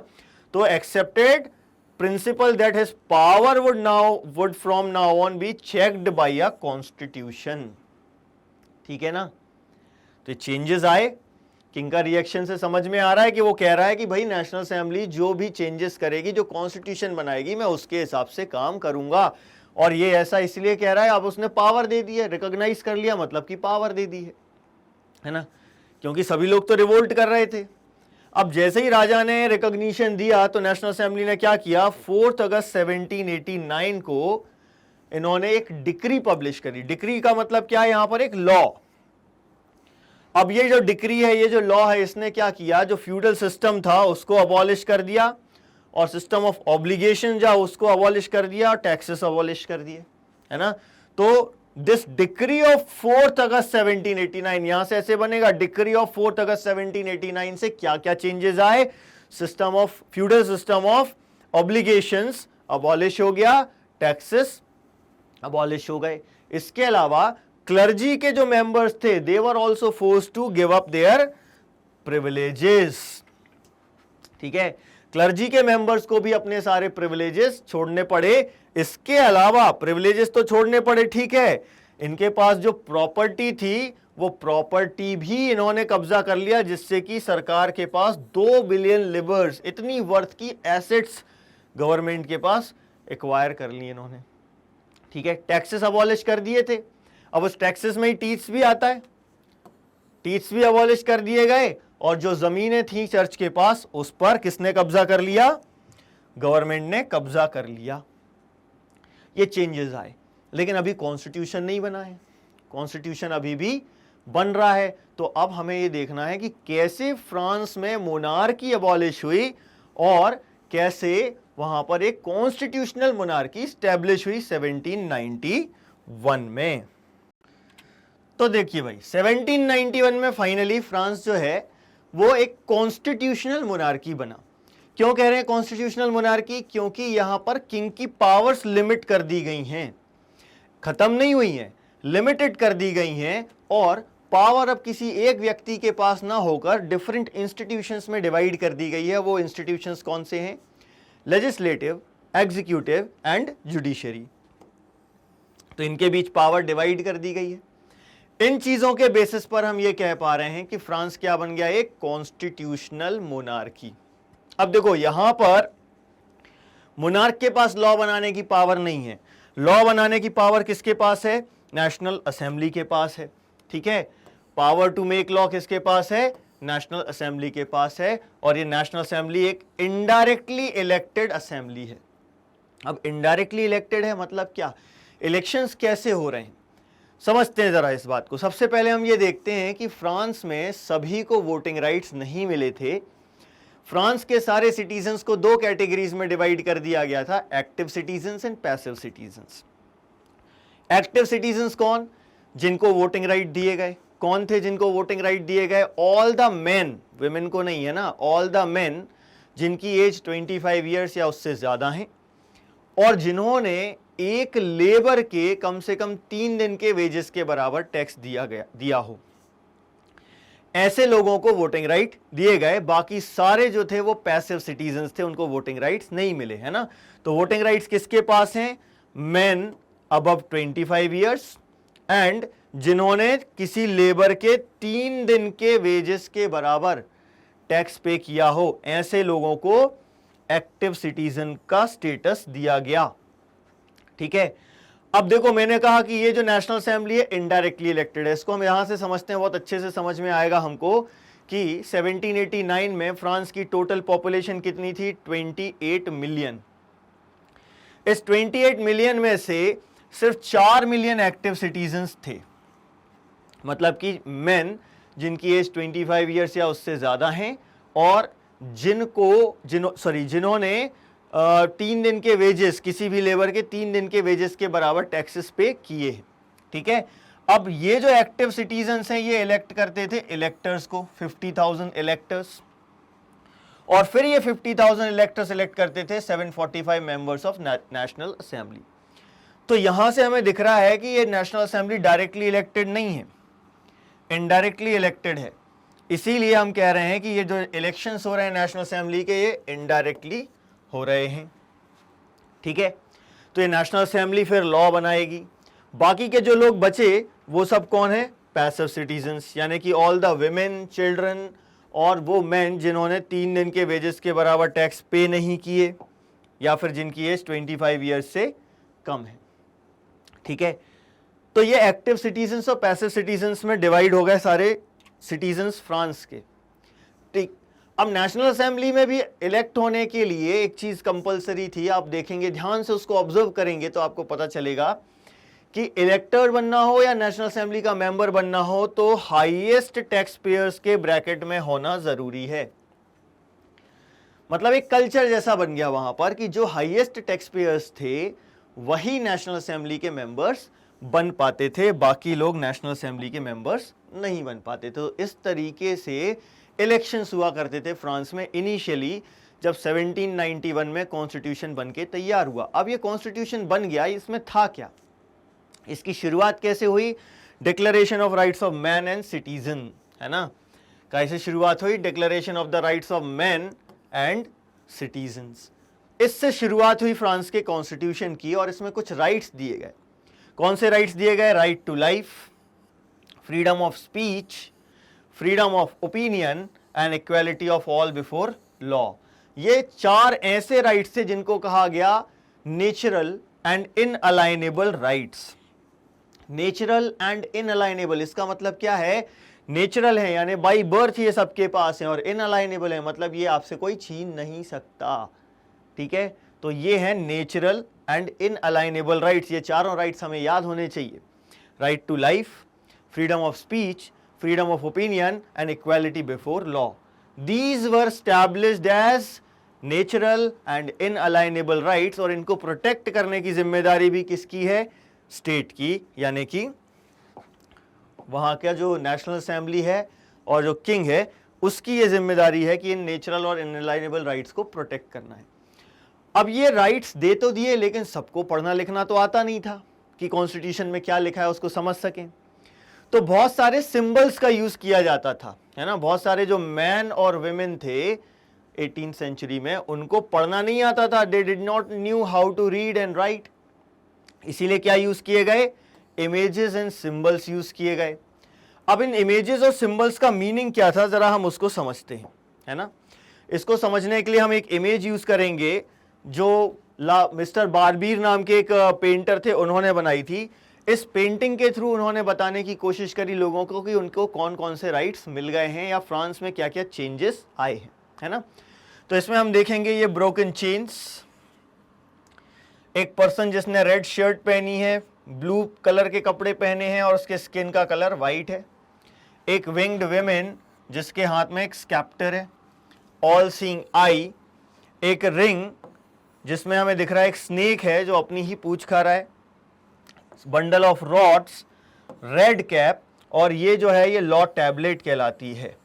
अब ये सारे सिंबल्स किस चीज, किस किस आइडियाज को ये बताते हैं, जरा हम इसके बारे में चर्चा करते हैं। कौन कौन से आइडियाज बता रहे हैं? सबसे पहले हम बात करते हैं ब्रोकन चेन्स। भाई हथकड़ियां निकल रही हैं। हथकड़ियां लोगों को क्या गुलाम बनाने के लिए यूज की जाती हैं। जब ये हथकड़ी निकाल रहे हैं इसका मतलब क्या है? इसका मतलब ये है कि लोग आजाद हो रहे हैं। तो ये किस चीज को सिंबलाइज कर रहा है? Act of becoming free. Bundle of rods, हम ये बचपन से पढ़ते आ रहे हैं कि एक अकेली लकड़ी को आसानी से तोड़ा जा सकता है, लेकिन बहुत सारी लकड़ियों का यदि एक गठरा बना दिया जाए तो उसको आसानी से नहीं तोड़ा जा सकता। तो ये जो बंडल ऑफ रॉड्स है ये किस चीज को रिप्रेजेंट कर रहा है? Strength lies in unity. ठीक है, इसके बाद दिया हुआ है हमें ये ऑल सीइंग आई, जो किस चीज को रिप्रेजेंट करती है? नॉलेज को। क्योंकि याद रखिएगा कि हमारे आसपास जो अज्ञान का अंधेरा है उसको सिर्फ नॉलेज, एक ज्ञान ही ऐसी चीज है जो उस अंधेरे को दूर कर सकती है और हमें आज़ादी दिला सकती है। किसी भी तरीके की इंडिपेंडेंस गेन करने के लिए नॉलेज गेन करना बहुत ज़रूरी है। ठीक, देन स्केप्टर, ये रॉयल पावर का सिंबल होता है। ठीक है, ये दिखाता है कि किसके हाथ में पावर है। और इमेज में हमने क्या देखा, एक विमेन जो कि लॉ को पर्सोनिफाई करती है, उसके हाथ में स्केप्टर है। तो मतलब कि पावर जो है वो किसी व्यक्ति के पास नहीं है बल्कि लॉ के पास है। ठीक, इसके अलावा एक रिंग दिख रही है जो कि हमें बता रही है कि एक स्नेक है जो अपनी ही टेल खा रहा है ना। तो ये इटर्निटी को सिंबलाइज करता है। इटर्निटी का मतलब जो कभी खत्म नहीं होता, है ना। तो ये जो राइट्स हैं ये कभी खत्म नहीं होंगे, ये नेचुरल हैं, इनअलाइनेबल हैं। इस चीज को समझाने के लिए इस रिंग का यूज किया गया है।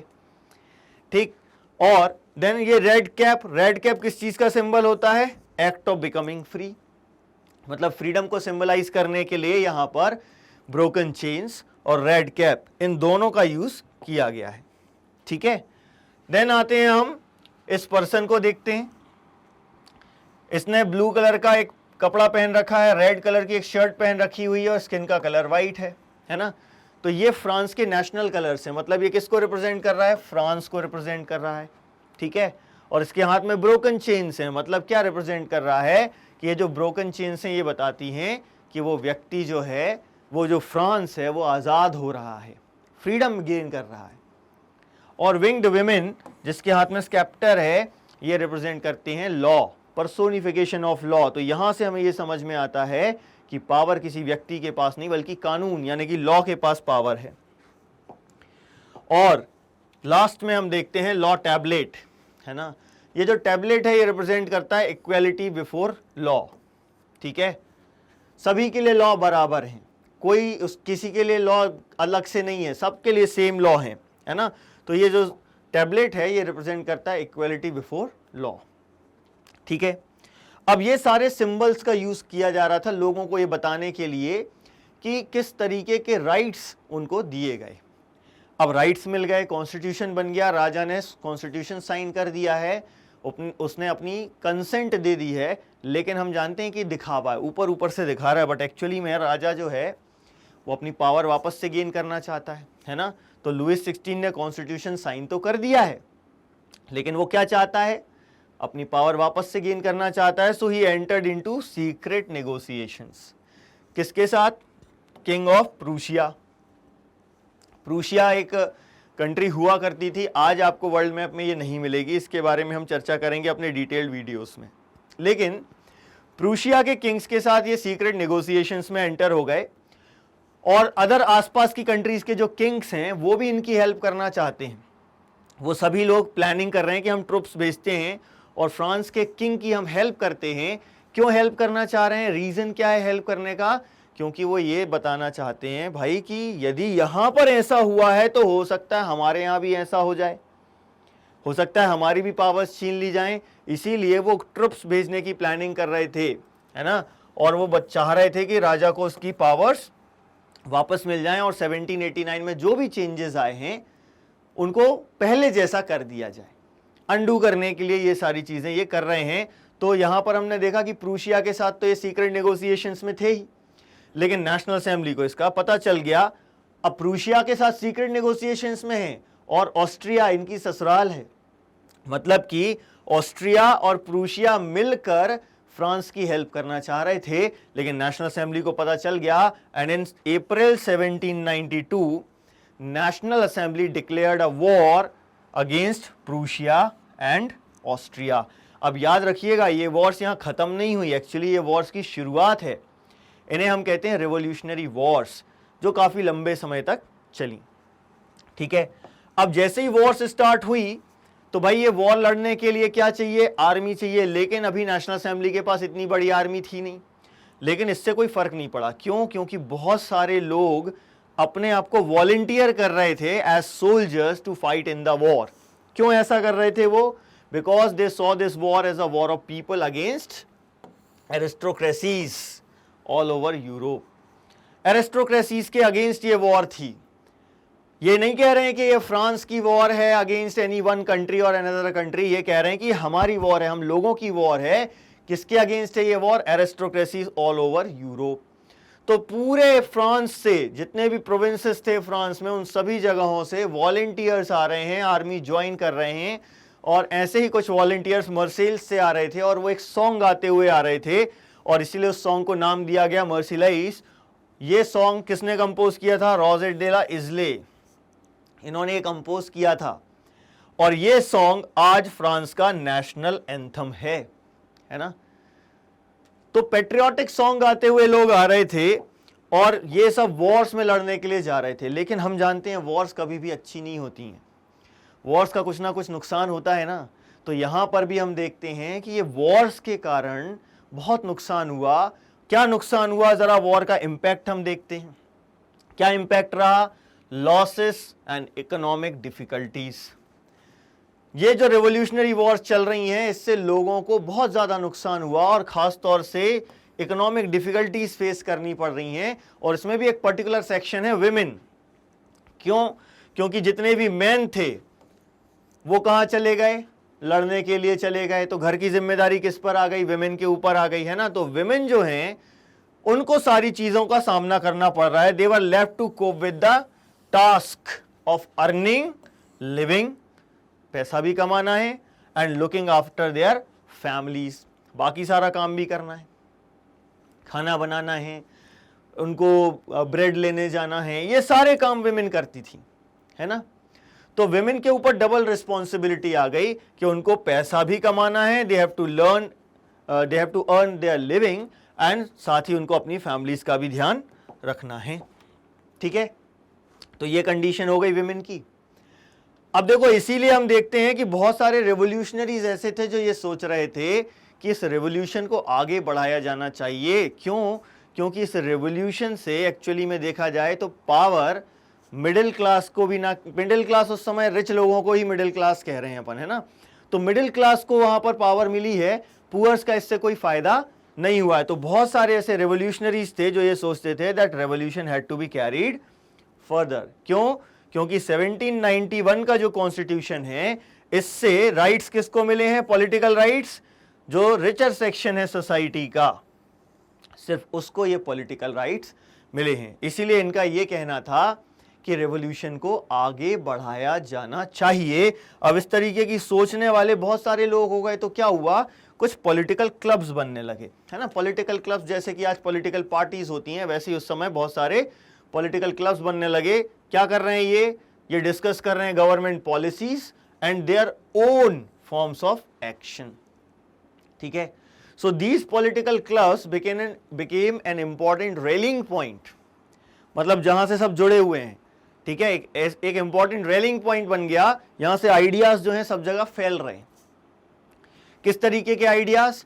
गवर्नमेंट पॉलिसीज के बेस के ऊपर डिस्कशन चल रहे हैं, और गवर्नमेंट की पॉलिसी अच्छी है कि बुरी है, इसके आइडियाज फैल रहे हैं। और their own course of action, मतलब वो क्या करना चाहते हैं कि यार गवर्नमेंट ने ये गलत किया, इसकी जगह हम ये कर सकते हैं, ये किया जाना चाहिए, या हमको गवर्नमेंट के खिलाफ क्या करना चाहिए। ये सारी चीजें कहां से होने लगी? ये जो पॉलिटिकल क्लब्स बने, इन पॉलिटिकल क्लब्स से ये सारी चीजें पूरे फ्रांस में स्प्रेड होने लगी। लेकिन इन पॉलिटिकल क्लब्स में जो सबसे इंपॉर्टेंट पॉलिटिकल क्लब था, उसका नाम था जैकोबिन क्लब। अब ये जैकोबिन क्लब क्यों कहलाता था? क्योंकि सेंट जेकब के कॉन्वेंट में ये क्लब बना था, इसीलिए इसको जैकोबिन क्लब कहते थे। कहां पर बना? ये पेरिस में, है ना। सेंट जेकब का एक कॉन्वेंट था। कॉन्वेंट मतलब एक रिलीजियस बिल्डिंग, और a building related to particular religion. ठीक है, तो उनके कॉन्वेंट में पेरिस में ये क्लब बना था, इसीलिए इसको क्या कहते हैं? Jacobin club. ठीक, तो सबसे इंपॉर्टेंट क्लब जो बना वो था जैकोबिन क्लब। इसके अलावा विमेन ने भी अपने खुद के पॉलिटिकल क्लब्स बनाए, उनके बारे में हम बाद में पढ़ेंगे। लेकिन अब जरा हम फोकस करते हैं जैकोबिन क्लब पर। ये जैकोबिन क्लब के मेंबर्स कौन हुआ करते थे? सोसाइटी में जो लेस प्रॉस्पेरस सेक्शन है, उस लेस प्रॉस्पेरस सेक्शन के लोग इस क्लब के मेंबर हुआ करते थे, जैसे कि स्मॉल शॉपकीपर्स एंड आर्टिजन्स। अब आर्टिजन्स बहुत सारे टाइप के हैं, कौन कौन से हैं? Shoe makers, pastry cooks, watch makers, printers, है ना। Servants and daily wage workers, है ना, इनके अलावा artisans, shopkeepers, servants, daily wage worker. और आर्टिजन्स में हमने ये सारे लोग देखे कि ये सब आर्टिजन्स के एग्जाम्पल हैं। ये सभी लोग जैकोबिन क्लब के मेंबर्स थे। ये सब कौन थे? जैकोबिन्स थे। और इनके लीडर का नाम क्या था? Maximilian Robespierre. अब इन्होंने क्या किया? ये धीरे धीरे पावरफुल होते जा रहे हैं। इन्होंने क्या किया? अपने आप को फैशनेबल सेक्शन से डिफरेंट शो करने के लिए स्ट्रिप्ड ट्राउजर्स पहनना स्टार्ट कर दिया। इस तरीके के स्ट्रिप्ड ट्राउजर्स पहनना स्टार्ट कर दिया। और ये क्यों कर रहे हैं? ताकि ये जो फैशनेबल सेक्शन हुआ करता था, जो नी ब्रीचेस पहनते थे, और ऐसा माना जाता था कि ये नी ब्रीचेस पहनने वाले जो लोग होते थे ये पावरफुल होते थे। तो अपने आप को इस पावरफुल सेक्शन से अलग शो करने के लिए इन्होंने क्या किया? ये स्ट्रिप्ड ट्राउजर्स पहनना स्टार्ट कर दिया। ये स्ट्रिप्ड ट्राउजर्स किस चीज का सिंबलाइज कर रहे थे? End of the power wielded by the wearers of knee breeches. ठीक है, ये नी ब्रीचेस पहनने वालों के पास जो पावर थी, उस पावर को एंड दिखाने के लिए कि भैया अब इनके पास पावर नहीं है, अब हमारे पास पावर है, इस चीज को शो करने के लिए इन्होंने स्ट्रिप्ड ट्राउजर्स पहनना स्टार्ट कर दिया। अब ये नी ब्रीचेस नहीं पहनते थे तो इनको क्या बोलते थे? सेंस क्लोटस। मतलब क्या होता है सेंस क्लोटस का? Those without knee breeches. ठीक है, तो ये एक सिंबल बन गया। ठीक है, हालांकि विमेन ऐसा करने के लिए अलाउड नहीं थी। अब ये लोग आजाद हैं, फ्री हैं, ये किसी के कंट्रोल में नहीं है, इसीलिए ये एक रेड कैप भी पहना करते थे। ठीक, तो ये स्ट्रिप्ड ट्राउजर्स पहनते थे और रेड कैप पहनते थे, और इसलिए इनको क्या कहा जाता था? सेंस क्लोटस। ठीक है, इस तरीके से अब हम ये देखते हैं कि एक political club, powerful political club जो है वो एग्जिस्टेंस में आ गया। अब इसने क्या किया? इस पॉलिटिकल क्लब ने, ये पॉलिटिकल क्लब क्या बोल रहे हैं? रेवोल्यूशन आगे बढ़ाया जाना चाहिए। तो फिर से एक रेवोल्यूशन हुआ अगस्त 1791 में, सॉरी अगस्त 1792 में। क्या हुआ इस रेवोल्यूशन में? समर ऑफ 1792 में जैकोबिन्स जो थे उन्होंने एक इंसुरेक्शन, एक रिवोल्ट प्लान किया, है ना। इंसुरेक्शन मतलब क्या है? यहां पर एक रिवोल्ट प्लान किया। क्यों प्लान किया? क्योंकि अभी भी फूड की शॉर्टेज थी, लोगों को खाने को नहीं मिल रहा था, और शॉर्ट सप्लाईज ऑफ फूड के कारण लोग गुस्से में थे, है ना। तो शॉर्ट सप्लाई है और प्राइजेस बहुत ज्यादा हाई है, जिसके कारण लोग बहुत ज्यादा गुस्से में हैं, और इस बात का फायदा उठा रहे हैं जैकोबिन्स। और ये जो जैकोबिन्स हैं ये पेरिशियंस यानी कि जो पेरिस में रहने वाले लोग हैं। ठीक है, तो ये पेरिशियंस की मदद से इन्होंने एक रेवोल्यूशन प्लान किया, और फाइनली 10 अगस्त 1792 को इन्होंने पैलेस ऑफ टुलेरिस पर अटैक किया, किंग के गार्ड्स को मार डाला। ठीक है, और किंग को इन्होंने हॉस्टेज बना लिया, अपना बंधक बना लिया। जब नेशनल असेंबली को इसके बारे में पता चला तो नेशनल असेंबली ने क्या डिसीजन लिया? To imprison the royal family. पूरी की पूरी फैमिली को इन्होंने जेल में डाल दिया और दोबारा से इलेक्शंस कंडक्ट करवाए। लेकिन अब यहां पर एक चेंज हुआ, यूनिवर्सल मेल सफरेज इन्होंने अडॉप्ट कर लिया। मतलब all the men of the age of 21 years and above got the right to vote. अब इससे कोई फर्क नहीं पड़ता कि उन्होंने टैक्स पे किया है कि नहीं किया है। ठीक, तो फाइनली क्या हुआ? यूनिवर्सल मेल सफरेज अडॉप्ट कर लिया गया, इलेक्शंस हुए, और डेफिनेटली अब देखो पुअर्स के पास भी वोटिंग राइट हैं, तो डेफिनेटली कौन जीतेगा? जैकोबिन क्लब जीतेगा। अब जैसे ही जैकोबिन क्लब जीता तो एक नई असेंबली फॉर्म हुई, और इसको इन्होंने क्या कहा? The convention. अब इन्होंने नेशनल असेंबली का नाम बदल दिया और इसको एक नाम दे दिया है द कन्वेंशन। और इस कन्वेंशन ने सबसे पहले क्या किया? 21 सितंबर 1792 को इन्होंने कॉन्स्टिट्यूशनल मोनार्की अबॉलिश कर दी, and France became a republic. Republic बन गया। अब क्वेश्चन ये आता है, रिपब्लिक क्या होता है?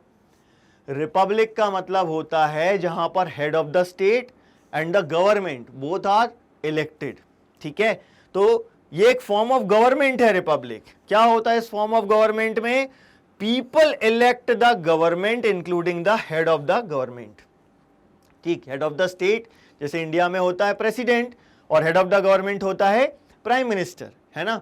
तो यहां पर ये कह रहे हैं कि head of the state, head of the government and the government ये सब इलेक्टेड हों, और इनको कौन इलेक्ट करे? लोग इलेक्ट करें, तो वो रिपब्लिक कहलाता है। इसका मतलब क्या है कि फ्रांस में अब कोई राजा नहीं होगा, head of the state, head of the government and the government सब इलेक्टेड होंगे।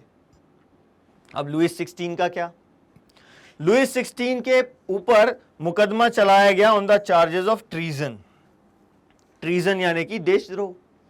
देशद्रोह का मुकदमा चलाया गया and he was found guilty. और जैसे ही बोला कि भाई इन्होंने देशद्रोह किया है, अब देशद्रोही के साथ क्या करेंगे? जिंदा छोड़ेंगे क्या उसको? बिल्कुल नहीं छोड़ेंगे, तो उसको मार डाला। On 21 January 1793 he was executed. ठीक है, finally he was executed and after some time उनकी जो वाइफ थी Marie Antoinette, she met with the same fate. इन दोनों को मार डाला गया। अब क्या हुआ? रिपब्लिक बन चुका है, लेकिन रॉबेस्पियर जो कि जैकोबिन क्लब के लीडर थे, वो अब एडमिनिस्ट्रेटर हैं। अपन ये कह सकते हैं चीफ एग्जीक्यूटिव हैं, वो मेन हैं। लेजिस्लेटिव, एग्जीक्यूटिव और जुडिशरी में एग्जीक्यूटिव का काम है लॉ एग्जीक्यूट करना और कंट्री को गवर्न करना। तो अब एग्जीक्यूटिव कौन है कंट्री का? रॉबेस्पियर। लेकिन इनका जो रूल था बहुत ही खतरनाक था, बहुत ही टेंशन वाला था। इस समय को कहा जाता है रेन ऑफ टेरर। क्या कहते हैं इसको अपन? Rain of terror. तो कब से कब तक रूल किया? 1793 से 1794 तक। और इसीलिए ये जो ड्यूरेशन है from 1793 to 1794, this is known as reign of terror. लेकिन क्वेश्चन आता है क्यों? Because Robespierre followed the policy of severe control and punishment. Severe control and punishment मतलब बहुत एक्सट्रीम कंट्रोल कर रहे हैं, बहुत ज्यादा रिस्ट्रिक्शंस लगा दिए लोगों पर, और जो उनके नियम नहीं मान रहे उनको मार डाल रहे हैं। इसीलिए इसको क्या कहा गया? Policy of severe control and punishment. अब क्या कर रहे हैं इसमें? वो ऐसे सभी लोग जिनको वो रिपब्लिक का एनिमी समझ रहे हैं। किसका enemy? Enemy of the Republic. किस किस को समझ रहे हैं enemy of the Republic? X nobles, x clergy, members of other political parties and even members of his own party जो उनकी methods पर भरोसा नहीं कर रहे हैं, है ना, who did not agree with his methods। इन सब को वो क्या समझ रहे हैं? Enemy of the Republic. खुद का नहीं बोल रहे हैं, रिपब्लिक का एनिमी है, रिपब्लिक का दुश्मन है, ये बताना चाह रहे हैं। और इनके साथ क्या करते थे? They were arrested, imprisoned and then tried by a revolutionary tribunal. ठीक है, उनको अरेस्ट करते थे, जेल में डालते थे, फिर मुकदमा चलता था। एक रेवोल्यूशनरी ट्राइब्यूनल इन्होंने अलग से बनाया, मुकदमा चलता था, और इस मुकदमे में यदि ये फाउंड हुआ दैट ही और she is guilty, then they were guillotined. अब ये गिलियोटिन क्या है? गिलियोटिन पर फोकस करते हैं अब जरा, है ना, क्यों? तो देखिए भाई, ये है गिलियोटिन। हमें क्या दिख रहा है? ये गिलियोटिन है। क्या है ये? एक डिवाइस। ठीक है, एक कैसी डिवाइस है जिसमें दो पोल्स हैं, एक ब्लेड है, और यहां पर एक व्यक्ति का सर ऐसे फंसा देंगे और ऊपर से ब्लेड गिरेगा और व्यक्ति का सर कट जाएगा, और ये टोकरी रखी हुई है नीचे जिसमें वो सर को ले जाएंगे। ठीक है, तो गिलियोटिन क्या है? It was a device with two poles, one blade with which a person is beheaded, है ना। तो इसको डिफाइन भी किया गया है ना, एक डिवाइस है with which a person is beheaded. ठीक है, और चूंकि डॉक्टर गिलियोटिन ने इसको डिस्कवर किया था, सॉरी इन्वेंट किया था, इसीलिए इनके नाम पर इस डिवाइस का नाम रखा गया गिलियोटिन। ठीक, तो क्या कर रहे हैं रॉबेस्पियर? बहुत ही सीवियर कंट्रोल और पनिशमेंट की पॉलिसी फॉलो कर रहे हैं। लेकिन ये पॉलिसी फॉलो करने के लिए कुछ लॉ बनाने पड़ेंगे। तो कौन कौन से लॉ बनाए? चलिए पहले हम लॉ देख लेते हैं। सबसे पहला क्या लॉ बनाया उन्होंने? वेजेस और प्राइजेस फिक्स कर दिए। वेजेस और प्राइजेस फिक्स कर दिए मतलब क्या है कि हर एक व्यक्ति का वेज फिक्स है कि इससे कम नहीं, इससे ज्यादा नहीं, मिनिमम फिक्स कर दिया इन्होंने, है ना। Issued the laws placing minimum ceiling, है ना। मिनिमम सीलिंग का मतलब क्या है कि कम से कम कितना, तो मिनिमम सीलिंग फिक्स कर दी वेजेस और प्राइजेस पे, हर चीज के प्राइस फिक्स हो गए। दूसरा, ब्रेड और मीट की राशनिंग की गई। ब्रेड और मीट की राशनिंग की जा रही है मतलब क्या है भाई? यहां पर लिमिटेड क्वांटिटीज में दिया जा रहा है गवर्नमेंट कंट्रोल्ड प्राइजेस पर, ये होती है rationing. So meat and bread were rationed. ठीक है, इसके अलावा ये जो पीजेंट्स हैं रूरल एरियाज में, these peasants were forced to sell their crops at fixed prices in the cities. Fixed prices पे भेजना पड़ रहा है जो कि गवर्नमेंट ने फिक्स की हैं। अब ये फार्मर्स का तो नुकसान हो जाएगा, है ना। लेकिन इन्होंने बोला कि सिटीज में फिक्स प्राइजेस पर इनको अपनी क्रॉप्स बेचनी होंगी जो गवर्नमेंट फिक्स करेगी। ये भी एक तरीके की राशनिंग हो गई। लेकिन राशनिंग में क्या डिस्ट्रीब्यूशन का होता है, इसमें क्या कह रहे हैं, ये लोगों से जबरदस्ती बेचने के लिए बोल रहे हैं कि नहीं भाई सरकार नहीं, आप ही बेचोगे, क्योंकि राशनिंग में हम देखते हैं सरकार जो है वो सब्सिडी देती है। लेकिन यहां पर क्या हो रहा है, यहां किसानों को ही फोर्स किया जा रहा है कि आप ही बेचोगे, ठीक है। तो फिक्स प्राइसेस पर इनको क्रॉप्स बेचनी पड़ रही हैं सिटीज में। इसके अलावा कुछ लोग ऐसे थे जो बहुत एक्सपेंसिव वीट यूज किया करते थे और उसका जो ब्रेड बनता था वो खाते थे। तो ये जो एक्सपेंसिव वाइट फ्लोर से जो ब्रेड बनता था इसको बैन कर दिया गया। This expensive white floor was banned, और इसकी जगह क्या खाना पड़ रहा है, इक्वलिटी ब्रेड। अब ये इक्वलिटी ब्रेड कैसे बनता था, होल व्हीट से बनता था, यानी सारे टाइप के व्हीट्स का मिक्सचर एक तरीके से, ठीक है।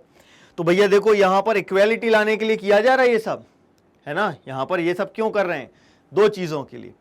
एक कि जो प्राइजेस बहुत ज्यादा थी उसको कंट्रोल करने के लिए और फूड शॉर्टेज को कम करने के लिए राशनिंग की जा रही है, क्योंकि हमने पढ़ा था फूड की सप्लाई नहीं थी और हाई प्राइजेस थे, जिसके कारण अगस्त में फिर से रेवोल्यूशन हुआ था। तो ऐसा ना हो इसीलिए क्या किया इन्होंने, प्राइजेस फिक्स कर दिए और क्वांटिटी भी फिक्स कर दी कि एक व्यक्ति को इतना ही मिलेगा, उसके कारण शॉर्टेज नहीं हो पाएगी, ठीक है।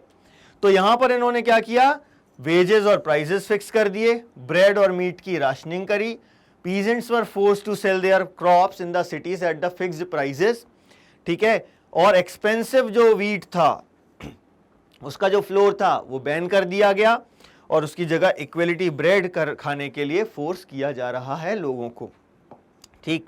इसके अलावा और भी कई चीजें हैं जिससे इक्वलिटी लाने की कोशिश की जा रही है, जैसे कि एवरीडे प्रैक्टिसेस जो होती हैं उसमें जो स्पीच और एड्रेस के जो हम सिंबल्स यूज करते हैं, वर्ड्स यूज करते हैं, जैसे कि फ्रांस में यूज होते थे मॉन्सियोर, मदाम, है ना, ये इस तरीके के वर्ड्स यूज किए जाते थे, इससे इनइक्वालिटी शो होती है।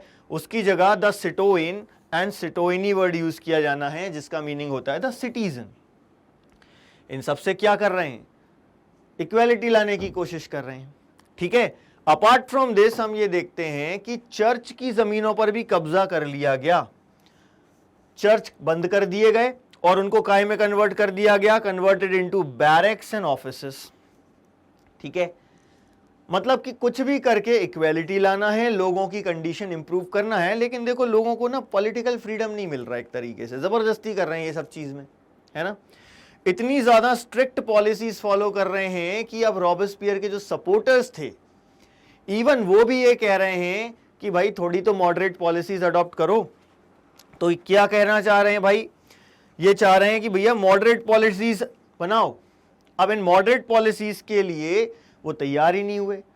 अब तैयार नहीं हुए तो क्या होगा, कुछ लोगों ने उन पर ही केस कर दिया, मुकदमा चला and he was convicted. Convicted का मतलब क्या है कि उन पर जो दोष लगाया गया, जो आरोप लगाया गया वो सिद्ध हो गया। जब कन्विक्टेड हो गए तो उनको अरेस्ट कर लिया गया और अगले ही दिन ही वॉज सेंट टू गुलियटिन।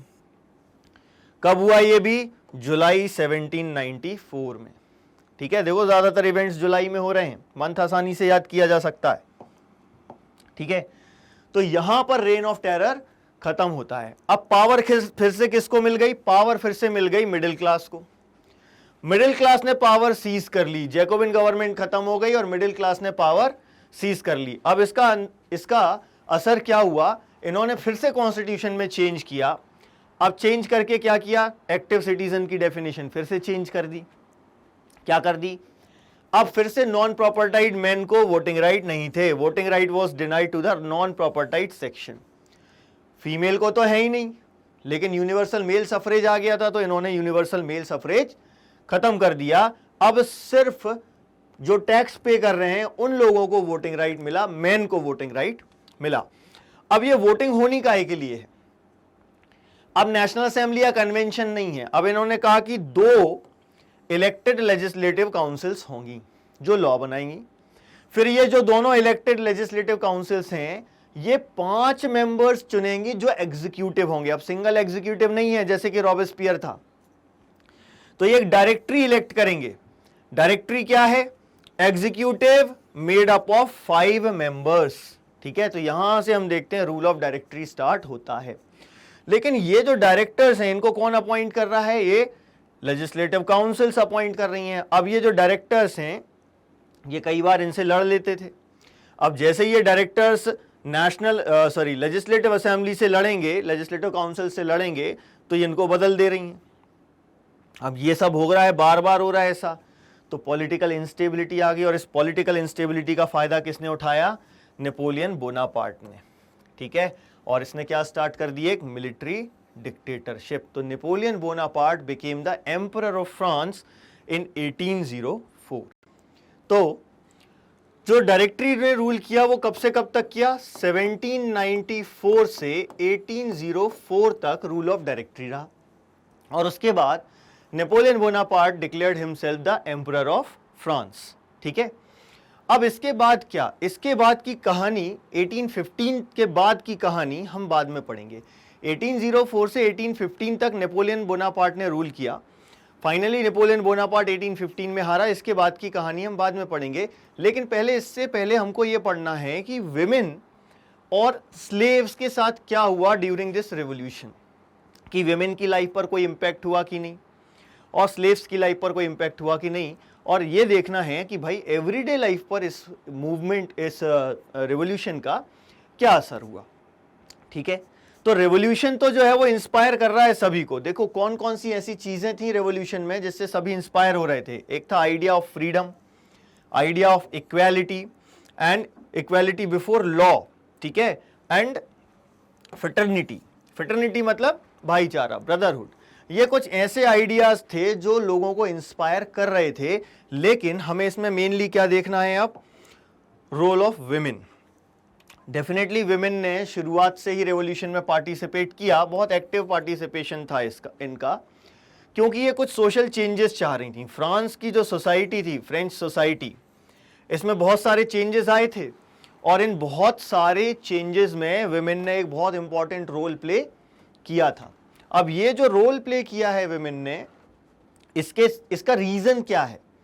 क्या रीजन था? क्योंकि ये चाह रहे थे कि हम यदि रेवोल्यूशन में पार्टिसिपेट करेंगे तो जो रेवोल्यूशनरी गवर्नमेंट फॉर्म होगी उसको प्रेशराइज कर पाएंगे विमेन की कंडीशन इंप्रूव करने के लिए। जिन रिफॉर्म्स की जरूरत है वो रिफॉर्म्स इंप्लीमेंट करने के लिए, है ना। तो एक होप थी। क्या था इनके पास? एक होप। किसके पास बात कर रहे हैं हम? विमेन की बात कर रहे हैं ना। क्वेश्चन ये है कि विमेन ने रेवोल्यूशन में पार्टिसिपेट किया कि नहीं और उन्होंने रेवोल्यूशन किया कि नहीं। डेफिनेटली उन्होंने किया।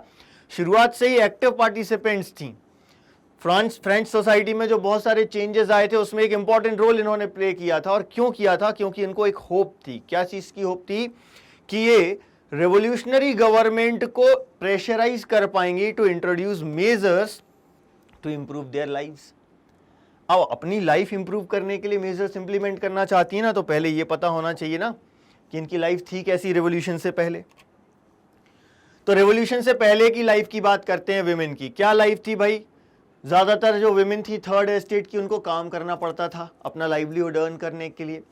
सिर्फ नोबल्स की जो डॉटर्स हुआ करती थी या जो रिच लोगों की डॉटर्स हुआ करती थी उनको कुछ एजुकेशन गेन करना अलाउड था, बाकी लोगों को एजुकेशन गेन करना अलाउड नहीं था।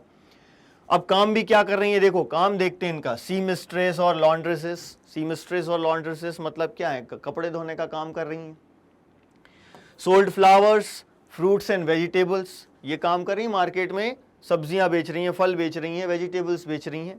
ठीक है, और एम्प्लॉयड एज डोमेस्टिक सर्वेंट्स। ये आज भी होता है। ज्यादातर घरों में जो डोमेस्टिक सर्वेंट्स होती हैं वो विमेन होती हैं, है ना। तो ये इनका काम था, इनको काम करना पड़ रहा था, तभी ये अपना लाइवलीहुड अर्न कर पाएंगी, लिविंग अर्न कर पाएंगी, है ना। पर्टिकुलरली किसकी बात कर रहे हैं हम? थर्ड एस्टेट की विमेन की। इनके पास एजुकेशन का कोई राइट नहीं था। They did not had access to education और जॉब ट्रेनिंग ऑल्सो। इन चीजों के लिए इनके पास कोई एक्सेसिबिलिटी नहीं थी। कौन पढ़ पा रहा था? सिर्फ डॉटर्स ऑफ नोबल्स और wealthier members of the third estate. और ये भी कहां पढ़ रही हैं? कॉन्वेंट में। वो भी कुछ समय के लिए पढ़ रही हैं और उसके बाद इनके जो पेरेंट्स हैं, इनकी जो फैमिलीज हैं, वो क्या करेंगी? उनकी मैरिजेस अरेंज कर देंगे। इसके अलावा इनके वेजेस भी मैन के कंपैरिजन में कम थे, ठीक है, wages were lower than the man, ठीक। और बाकी सारे जो काम थे, घर का सारा काम तो करना ही इनको, क्या क्या काम करना है, खाना पकाना है, पानी लेकर आना है, ब्रेड खरीदने जाना है और बच्चों को भी संभालना है, ये सारे काम इनके हैं। अब ये कंडीशन में इंप्रूवमेंट चाह रही हैं, ये कंडीशन हमें समझ में आ गई। तो अब ये देखते हैं कि इन्होंने अपनी कंडीशन इंप्रूव करने के लिए क्या किया। इन्होंने अभी पॉलिटिकल क्लब्स बनाना स्टार्ट किए। हमने देखा था, अभी बीच में पढ़ा था हमने कि भाई विमेन ने भी अपने पॉलिटिकल क्लब्स बनाए, ठीक है। तो इनकी जो भी प्रॉब्लम्स थी उनको डिस्कस करने के लिए और अपनी आवाज़ उठाने के लिए, अपने जो भी इंटरेस्ट्स हैं उनको गवर्नमेंट तक पहुंचाने के लिए इन्होंने भी पॉलिटिकल क्लब्स बनाए और लगभग 60 पॉलिटिकल क्लब्स बन गए थे फ्रांस की डिफरेंट सिटीज़ में। लेकिन इन सारे क्लब्स में, जैसे हमने मेन के लिए पढ़ा था कि सबसे इंपॉर्टेंट था जैकोबिन क्लब, ऐसे ही विमेन के लिए सबसे इंपॉर्टेंट क्लब कौन सा था? The society of revolutionary and Republican women. नाम से ही समझ में आ रहा है कि ये रेवोल्यूशनरी विमेन है और ये किस तरीके की गवर्नमेंट चाहती है, एक रिपब्लिक फॉर्म ऑफ गवर्नमेंट चाहती हैं, ठीक। तो इनकी जो मेन डिमांड थी, सबसे इंपॉर्टेंट डिमांड, वो क्या थी? Equal political rights as men. Same demand, same rights चाहिए इनको जैसे कि मेन के हैं, ठीक है। अब इसमें क्या क्या चाहिए भाई? एक तो समझ में आ गया कि equal political rights as men, लेकिन कौन से इक्वल पॉलिटिकल राइट्स की बात कर रहे हैं जरा ये भी तो समझ लेते हैं। क्योंकि जो 1791 का कॉन्स्टिट्यूशन था उसमें तो इनको पैसिव सिटीजन बोल दिया था, मतलब इनके पास वोटिंग राइट्स नहीं थे। तो अब कौन से पॉलिटिकल राइट्स की बात कर रहे हैं? Right to vote, to be elected in the assembly and hold political offices. तो equal political rights as men का मतलब है कि उनको राइट टू वोट चाहिए, असेंबली में इलेक्ट होना चाहिए और पॉलिटिकल ऑफिसेस होल्ड कर सकें, ठीक। ये पॉलिटिकल राइट्स हैं जिनकी वो डिमांड कर रही थी। अब देखिए, पॉलिटिकल कंडीशन में तो कोई इंप्रूवमेंट नहीं हुआ, लेकिन सोशल कंडीशन में जरूर इंप्रूवमेंट हुआ। कुछ रिफॉर्म्स किए गवर्नमेंट ने, वो रिफॉर्म्स क्या थे अब जरा हम उन पर बात करते हैं। कुछ ऐसे लॉ इन्होंने इंट्रोड्यूस किए जिससे विमेन की कंडीशन इंप्रूव हुई। सबसे इंपॉर्टेंट क्या था इसमें? एजुकेशन। स्टेट स्कूल्स यानी कि सरकारी स्कूल खोले गए और इन सरकारी स्कूलों में ये कंपलसरी कर दिया गया कि सारी लड़कियों को पढ़ाना ही है। So it was made compulsory to teach their girl child, to educate their girl child in the state owned schools. तो ये एक पॉइंट हो गया, ये बहुत इंपॉर्टेंट है। एजुकेशन से ही तो बाकी सारी चीजें आएंगी, ठीक। इसके अलावा क्या किया गया? इनके जो फादर्स हैं, they can no longer force their daughters to the marriage, है ना, no longer force them into a marriage. जबरदस्ती शादी नहीं कर सकते, यदि उसकी मर्जी है तो वो शादी करेगी, अदरवाइज नहीं करेगी। और क्या क्या किया गया? मैरिज जो थी इसको एक कॉन्ट्रैक्ट में कन्वर्ट कर दिया गया। आज भी है, आज भी हम देखते हैं कि मैरिज कोर्ट में रजिस्टर करानी पड़ती है, उसमें साइन करने पड़ते हैं। एक्चुअली में क्या है, वो एक तरीके से एक कॉन्ट्रैक्ट ही है ना। तो marriage was converted into contract और इसको रजिस्टर करना होता है अंडर सिविल लॉ, ठीक है। ये सिविल लॉ क्या होता है आप 8th क्लास में पढ़ चुके हैं, ठीक। फिर डाइवोर्स वॉज मेड लीगल। पहले डाइवोर्स लीगल नहीं था और डाइवोर्स के लिए दोनों अप्लाई भी नहीं कर सकते थे, सिर्फ मैन डाइवोर्स दे सकता था। लेकिन अब बोला कि ये डाइवोर्स जो है वो लीगल है और मैन एंड वुमेन दोनों अप्लाई कर सकते हैं, ठीक। और सबसे इंपॉर्टेंट चीज, now they can get training for the jobs, become artist and run small businesses, ठीक है। ये बहुत इंपॉर्टेंट चीज है, सेल्फ डिपेंडेंट हो जाएंगी भाई। तो अब देखो कंडीशन इंप्रूव हो गई ना, एजुकेशन मिल गई, जॉब के लिए ट्रेनिंग मिल गई, आर्टिस्ट बन सकती हैं और बिजनेस भी चला सकती हैं। इसके अलावा जबरदस्ती शादी नहीं करा सकते, शादी को एक कॉन्ट्रैक्ट बना दिया जिसको सिविल लॉ में आपको रजिस्टर कराना होगा, और डाइवोर्स को भी लीगल बना दिया जिसमें सिर्फ मेन नहीं वुमेन भी अप्लाई कर पाएंगी। तो सोशल कंडीशन तो इंप्रूव हुई, पॉलिटिकल कंडीशन इंप्रूव नहीं हुई, और ये जो स्ट्रगल था इनका काफी लंबे समय तक चलता रहा फॉर इक्वल पॉलिटिकल राइट। अब जब जैकोबिन गवर्नमेंट आई यानी कि रेन ऑफ टेरर आया, तो क्या किया इन्होंने? जैकोबिन गवर्नमेंट ने सारे पॉलिटिकल क्लब्स बैन कर दिए, सारे पॉलिटिकल क्लब्स को बंद कर दिया इन्होंने, और सारी पॉलिटिकल एक्टिविटीज को भी इन्होंने बैन कर दिया। अब ऐसी सिचुएशन में यदि कोई विमेन प्रोटेस्ट कर रही है या इस जैकोबिन गवर्नमेंट को क्रिटिसाइज कर रही है तो उसका एंड रिजल्ट क्या है? एग्जीक्यूशन, यानी उसको मार डाल रहे हैं। वही होगा सेम चीज जैसा कि हमने रेन ऑफ टेरर में पढ़ा ना, कि पहले उसको अरेस्ट करेंगे, उसके ऊपर मुकदमा चलाएंगे और यदि पाया गया कि उसने कुछ गलत किया है तो गिलेटिन कर देंगे। ऐसी ही एक विमेन के बारे में हम जरा पढ़ते हैं जिनका नाम था ओलंपे दे गॉर्जेस। इन्होंने क्या किया, इनका ये प्रोटेस्ट का जो सिलसिला था ये स्टार्ट हुआ declaration of rights of man and citizen से। इन्होंने कहा कि ये जो declaration of rights of man and citizen है इसमें अपन देख रहे हैं कि विमेन को कुछ बोला ही नहीं है, विमेन को बेसिक राइट्स ही नहीं मिल रहे हैं, एक्सक्लूड कर दिया विमेन को बेसिक राइट्स से। तो इन्होंने क्या किया, 1791 में declaration of rights of the women and citizen लिखा। किसको एड्रेस करते हुए? क्वीन एंड नेशनल असेंबली को एड्रेस करते हुए इन्होंने ये declaration of rights of women and citizens लिखा और ये कह रहे हैं कि भाई इसमें प्रॉपर चेंजेस करो। 91 में किया कोई दिक्कत नहीं, लेकिन जब 1793 में इन्होंने ये चेंजेस गवर्नमेंट को क्रिटिसाइज किया तो यहां पर तो क्रिटिसाइज करना अलाउड ही नहीं था, उनको अरेस्ट कर लिया गया। एक रेवोल्यूशनरी ट्राइब्यूनल ने, एक नेशनल कन्वेंशन ने इनके ऊपर मुकदमा चलाया and she was found guilty and she was executed. बहुत जल्दी इनको मार भी डाला। तो विमेन का जो मूवमेंट चल रहा था इक्वल पॉलिटिकल राइट्स के लिए वो आसान नहीं था, कई सालों तक उनको अपने राइट्स के लिए लड़ना पड़ा, है ना, इक्वल वेजेस के लिए, वोटिंग के लिए, इन सब के लिए लगभग 200 साल तक इन्होंने लड़ाई लड़ी, है ना, वर्ल्ड वाइड। ऐसा नहीं कि सिर्फ फ्रांस में, इंटरनेशनली ये लड़ाई चल रही थी। और फाइनली 1946 में फ्रांस में विमेन को वोटिंग राइट्स मिले, है ना। अभी हम इंटरनेशनल की बात नहीं कर रहे हैं, इंटरनेशनल सफरेज मूवमेंट तो चल ही रहा था और इसके बेसिस पर अलग अलग कंट्रीज में अलग अलग टाइम पर लोगों विमेन को वोटिंग राइट्स मिल रहे हैं, लेकिन फ्रांस में फाइनली कब मिले? 1946 में। ठीक है, तो ये था विमेन का रोल इन रिवॉल्यूशन। ठीक, अब हम बात करते हैं एक और ग्रुप, स्लेव्स। स्लेव्स के साथ क्या हुआ? देखो भाई, स्लेवरी कब से स्टार्ट हुई? 17th सेंचुरी से। क्यों स्टार्ट हुई? क्योंकि कैरेबियन कंट्रीज, जैसे कुछ यहां पर नाम दिए हुए हैं आपको, जो फ्रांस की कॉलोनीज थी, Martinique, Guadeloupe and Saint Domingue, ये कॉलोनीज थी किसकी? फ्रांस की।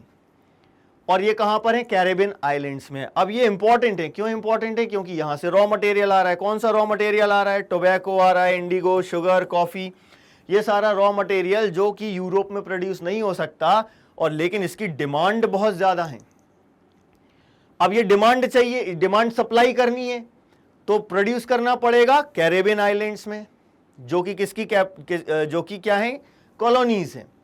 अब इन कॉलोनीज में प्रोड्यूस करने के लिए चाहिए लेबर, लेकिन यूरोपियंस जाने के लिए तैयार नहीं है। क्यों तैयार नहीं है यूरोपियंस वहां जाने के लिए? क्लाइमेट थोड़ा अलग है वहां का, यूरोप का क्लाइमेट कोल्ड है और वहां पर जाओगे तो हॉट क्लाइमेट मिलेगा, ह्यूमिड क्लाइमेट मिलेगा, तो वहां ये काम ही नहीं कर पाएंगे। सो दे वर रिलक्टेंट, वहां जाकर काम करने के लिए तैयार ही नहीं है। जब ये काम करने के लिए तैयार नहीं है तो क्या होगा? Shortage of labour.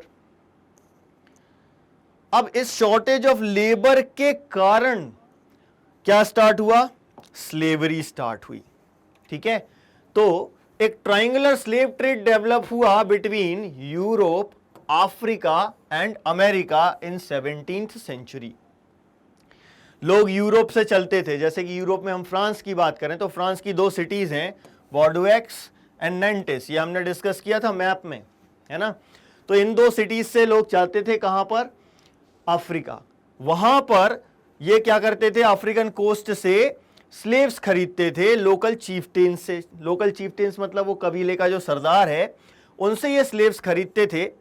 खरीदने के बाद इनकी ब्रांडिंग की जाती थी, जैसे आज हम कपड़ों का ब्रांडिंग करते हैं ना, वैसे इनकी ब्रांडिंग होती थी स्लेव्स की।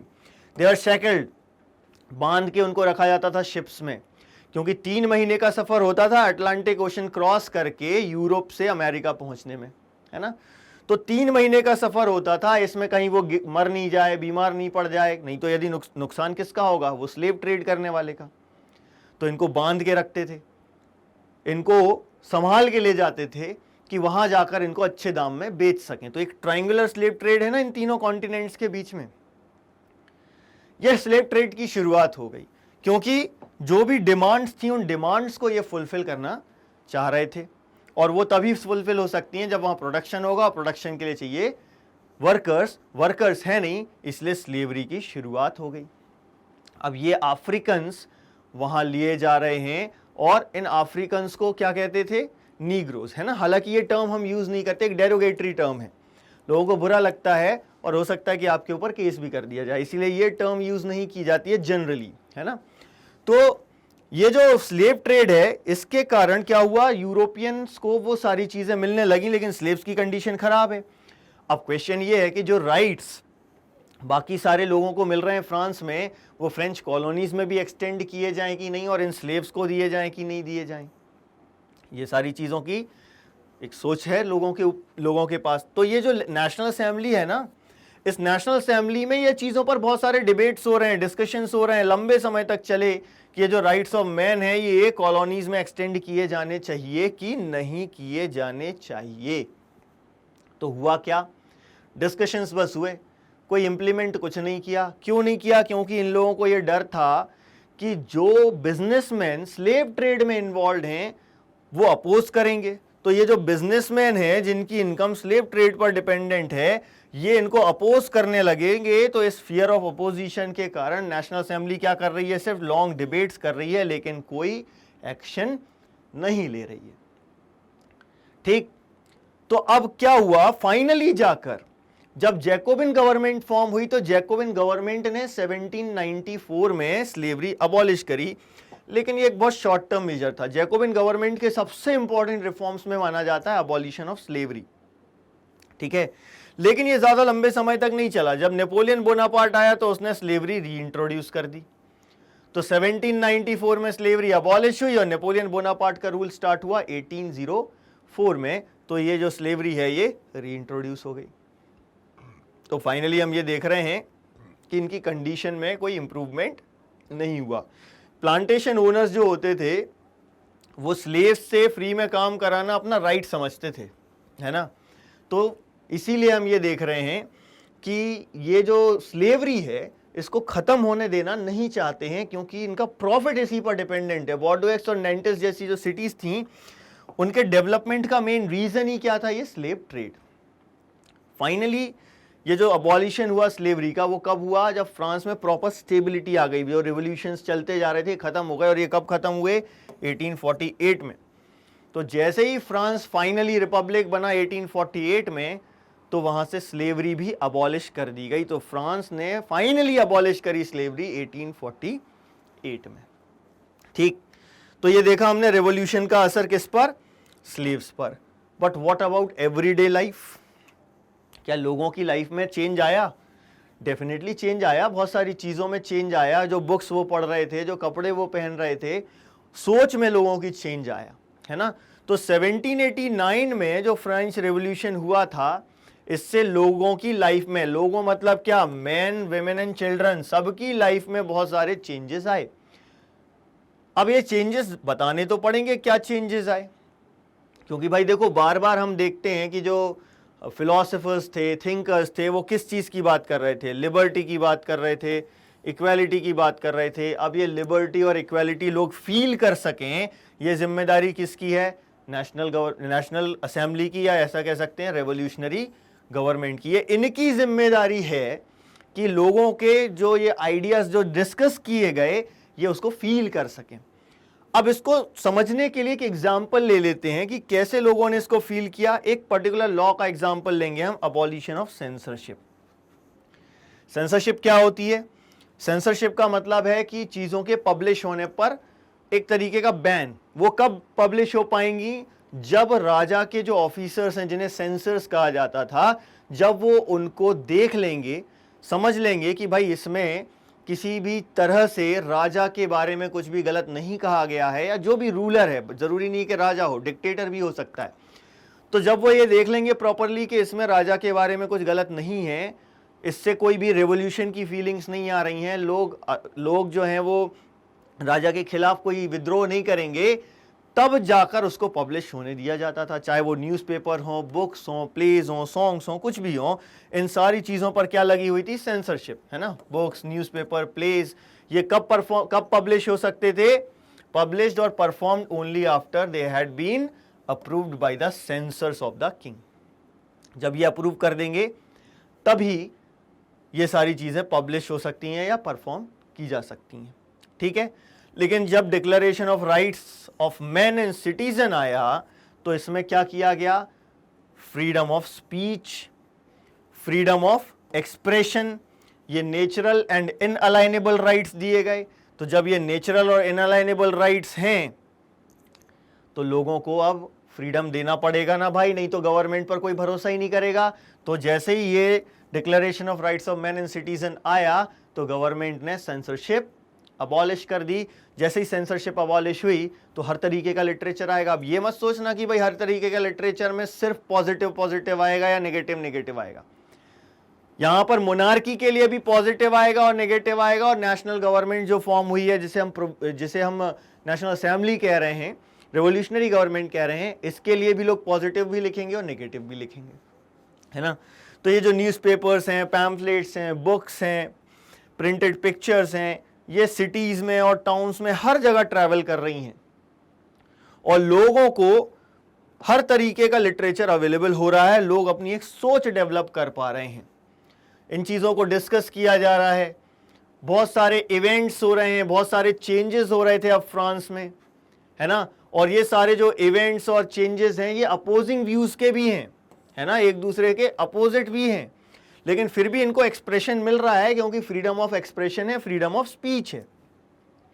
बहुत सारे songs, plays, festivals, festive processions, ये सब चीजें ऑर्गेनाइज की जा रही हैं जिसमें बहुत सारे लोग पार्टिसिपेट कर रहे हैं। क्यों? क्योंकि ये एक तरीका था, this was one of the way, इन सब चीजों में पार्टिसिपेट करना, this was one of the way to understand the ideas of liberty and equality. इसी से तो लोग जो हैं, जो फिलोसोफर्स ने जो बात की थी ना भाई, उन चीजों को ये समझ पा रहे हैं। क्यों? किन चीजों से समझ पा रहे हैं? जब ये इन सॉन्ग्स और प्लेस की बात कर रहे हैं, जब फेस्टिव प्रोसेशंस में पार्टिसिपेट कर रहे हैं, तो जाकर ये लोग फ्रीडम, लिबर्टी, इक्वालिटी जैसे आइडियाज को सोच पा रहे हैं और उसको अपनी लाइफ में महसूस कर पा रहे हैं। तो एवरीडे लाइफ में भी चेंज हमको दिख रहा है। तो फाइनली हम क्या देख रहे हैं, थोड़ा सा इस चैप्टर को कंक्लूड करते हैं कि इस पूरे चैप्टर में अभी हमने जो समझा, ये स्टोरी को अपन 10th क्लास में और डिटेल में पढ़ते हैं, लेकिन अभी जो हमने समझा उसमें हमने 1804 में देखा कि Napoleon Bonaparte became the emperor of France. Emperor बनने के बाद उसने क्या किया, आसपास की और कंट्रीज को कॉन्क्योर किया और वहां पर अपने फैमिली मेंबर्स को वो स्टेबल करता जा रहा है ना। फैमिली मेंबर्स को वो वहां पर राजा बनाता जा रहा है, ठीक है। अब सब लोग जो हैं वो क्या कर रहे थे, एक नेपोलियन के बारे में भी अपना व्यू बना रहे हैं और नेपोलियन का खुद के बारे में भी व्यू है। नेपोलियन का खुद के बारे में क्या व्यू है, वो अपने आप को क्या समझ रहा है, मॉडर्नाइजर ऑफ यूरोप। लोग भी कई सारे ऐसे लोग थे जो इसको क्या समझ रहे थे कि ये हार्बिंगर ऑफ लिबर्टी है, आज़ादी दिलाएगा, ये सारी चीज़ें भी ये यहाँ पर बोल रहे हैं, ठीक है। ऐसा क्यों? क्योंकि लोगों को इसने बहुत सारे राइट्स दिए, जैसे कि protection of private property and uniform system of weights and measures. इससे काफ़ी डेवलपमेंट हुआ, इसलिए कई सारे लोगों को लग रहा था कि ये हमें आज़ादी दिलाएगा। तो इसको क्या कह रहे हैं बहुत सारे लोग, हार्बिंगर ऑफ लिबर्टी। लेकिन सब लोगों का व्यू नेपोलियनिक रूल के लिए एक जैसा नहीं था। बट पूरा रेवोल्यूशन जब तक चला, अभी हमने 1804 तक की कहानी पढ़ी, finally Napoleon Bonaparte was defeated in the battle of Waterloo. 1815 में बैटल ऑफ वाटरलू में फाइनली नेपोलियन बोनापार्ट हार गया, क्योंकि अब लोगों को समझ में आ गया था कि ये हार्बिंगर ऑफ लिबर्टी नहीं है, ये मॉडर्नाइजर ऑफ यूरोप नहीं है, बल्कि इसकी जो आर्मी है वो इन्वेडिंग फोर्सेस हैं, ठीक है, इन्वेडिंग फोर्सेस हैं। तो फाइनली लोगों ने इसको सपोर्ट करना बंद कर दिया और 1815 में बैटल ऑफ वाटरलू में ये हार गया, ठीक। यहां तक की कहानी जो हमने इस चैप्टर में पढ़ी है, ये इसके आगे की कहानी आपको मिलेगी 10th क्लास में, rise of nationalism in Europe में। अभी तक हमको क्या पढ़ना था, सिर्फ नेपोलियन बोनापार्ट कब बैटल ऑफ वाटरलू में हार गया, यहां तक हमने कहानी पढ़ी। लोगों की एवरीडे लाइफ में क्या चेंज आया वो पढ़ा, स्लेवरी पर क्या चेंज आया, विमेन की लाइफ में क्या चेंज आया वो पढ़ा। तो ये चैप्टर जो है हमारा यहां पर कंप्लीट होता है, लेकिन याद रखिएगा कि इसके कुछ ऐसे पॉइंट्स हैं जो आपको पूछा जा सकता है कि लेगेसी क्या है इसकी, तो ये पॉइंट अपन को याद रखना है कि जो बार बार हम बात करते हैं कि जो आइडियाज यहां से इमर्ज हुए वो कौन से थे, लिबर्टी एंड डेमोक्रेटिक राइट्स, ये है लेगेसी ऑफ फ्रेंच रेवोल्यूशन। इन दोनों को हमें नहीं भूलना है। आजादी और डेमोक्रेटिक राइट्स एक्चुअली में इसमें बहुत सारे राइट्स आ जाएंगे, है ना। तो ये लेगेसी है इस फ्रेंच रेवोल्यूशन की कि रेवोल्यूशन भले ही खत्म हो गया लेकिन यहां से ये जो आइडियाज इमर्ज हुए ये लोगों को कंटिन्यूअसली मोटिवेट कर रहे हैं, तब भी कर रहे थे और आज भी कर रहे हैं, ठीक है। और इन आइडियाज को दुनिया भर में लोगों ने पढ़ा। जैसे कि इंडिया की यदि हम बात करें तो राजा राम मोहन रॉय और टीपू सुल्तान ने भी फ्रेंच रेवोल्यूशन के आइडियाज को डिस्कस किया। तो ये आइडियाज ही हैं जो अभी तक लोगों को मोटिवेट कर रहे हैं। तो ये आइडियाज हमें याद रखना है और हमें भी इंस्पायर होना है। हमें भी अपने फ्रीडम को किसी के लिए भी, किसी भी चीज के लिए, किसी भी हाल में छोड़ना नहीं है। हमें हमारे डेमोक्रेटिक राइट्स के लिए कंटिन्यूअसली लड़ते रहना है, क्योंकि यदि हमने पार्टिसिपेट करना बंद कर दिया, लड़ना बंद कर दिया अपने राइट्स के लिए, तो हमारे राइट्स हमसे छीन लिए जाएंगे, ठीक। तो ये हमारा चैप्टर यहां कंक्लूड होता है। ये चैप्टर आपको कैसा लगा हमारे कमेंट सेक्शन में हमें ज़रूर बताइए, और इन सारे कोर्सेज के डिटेल्ड वीडियोस के लिए हमारे साथ जुड़े रहिए। हमारे चैनल को लाइक कीजिए, सब्सक्राइब कीजिए, ज़्यादा से ज़्यादा लोगों के साथ शेयर कीजिए। Thank you very much.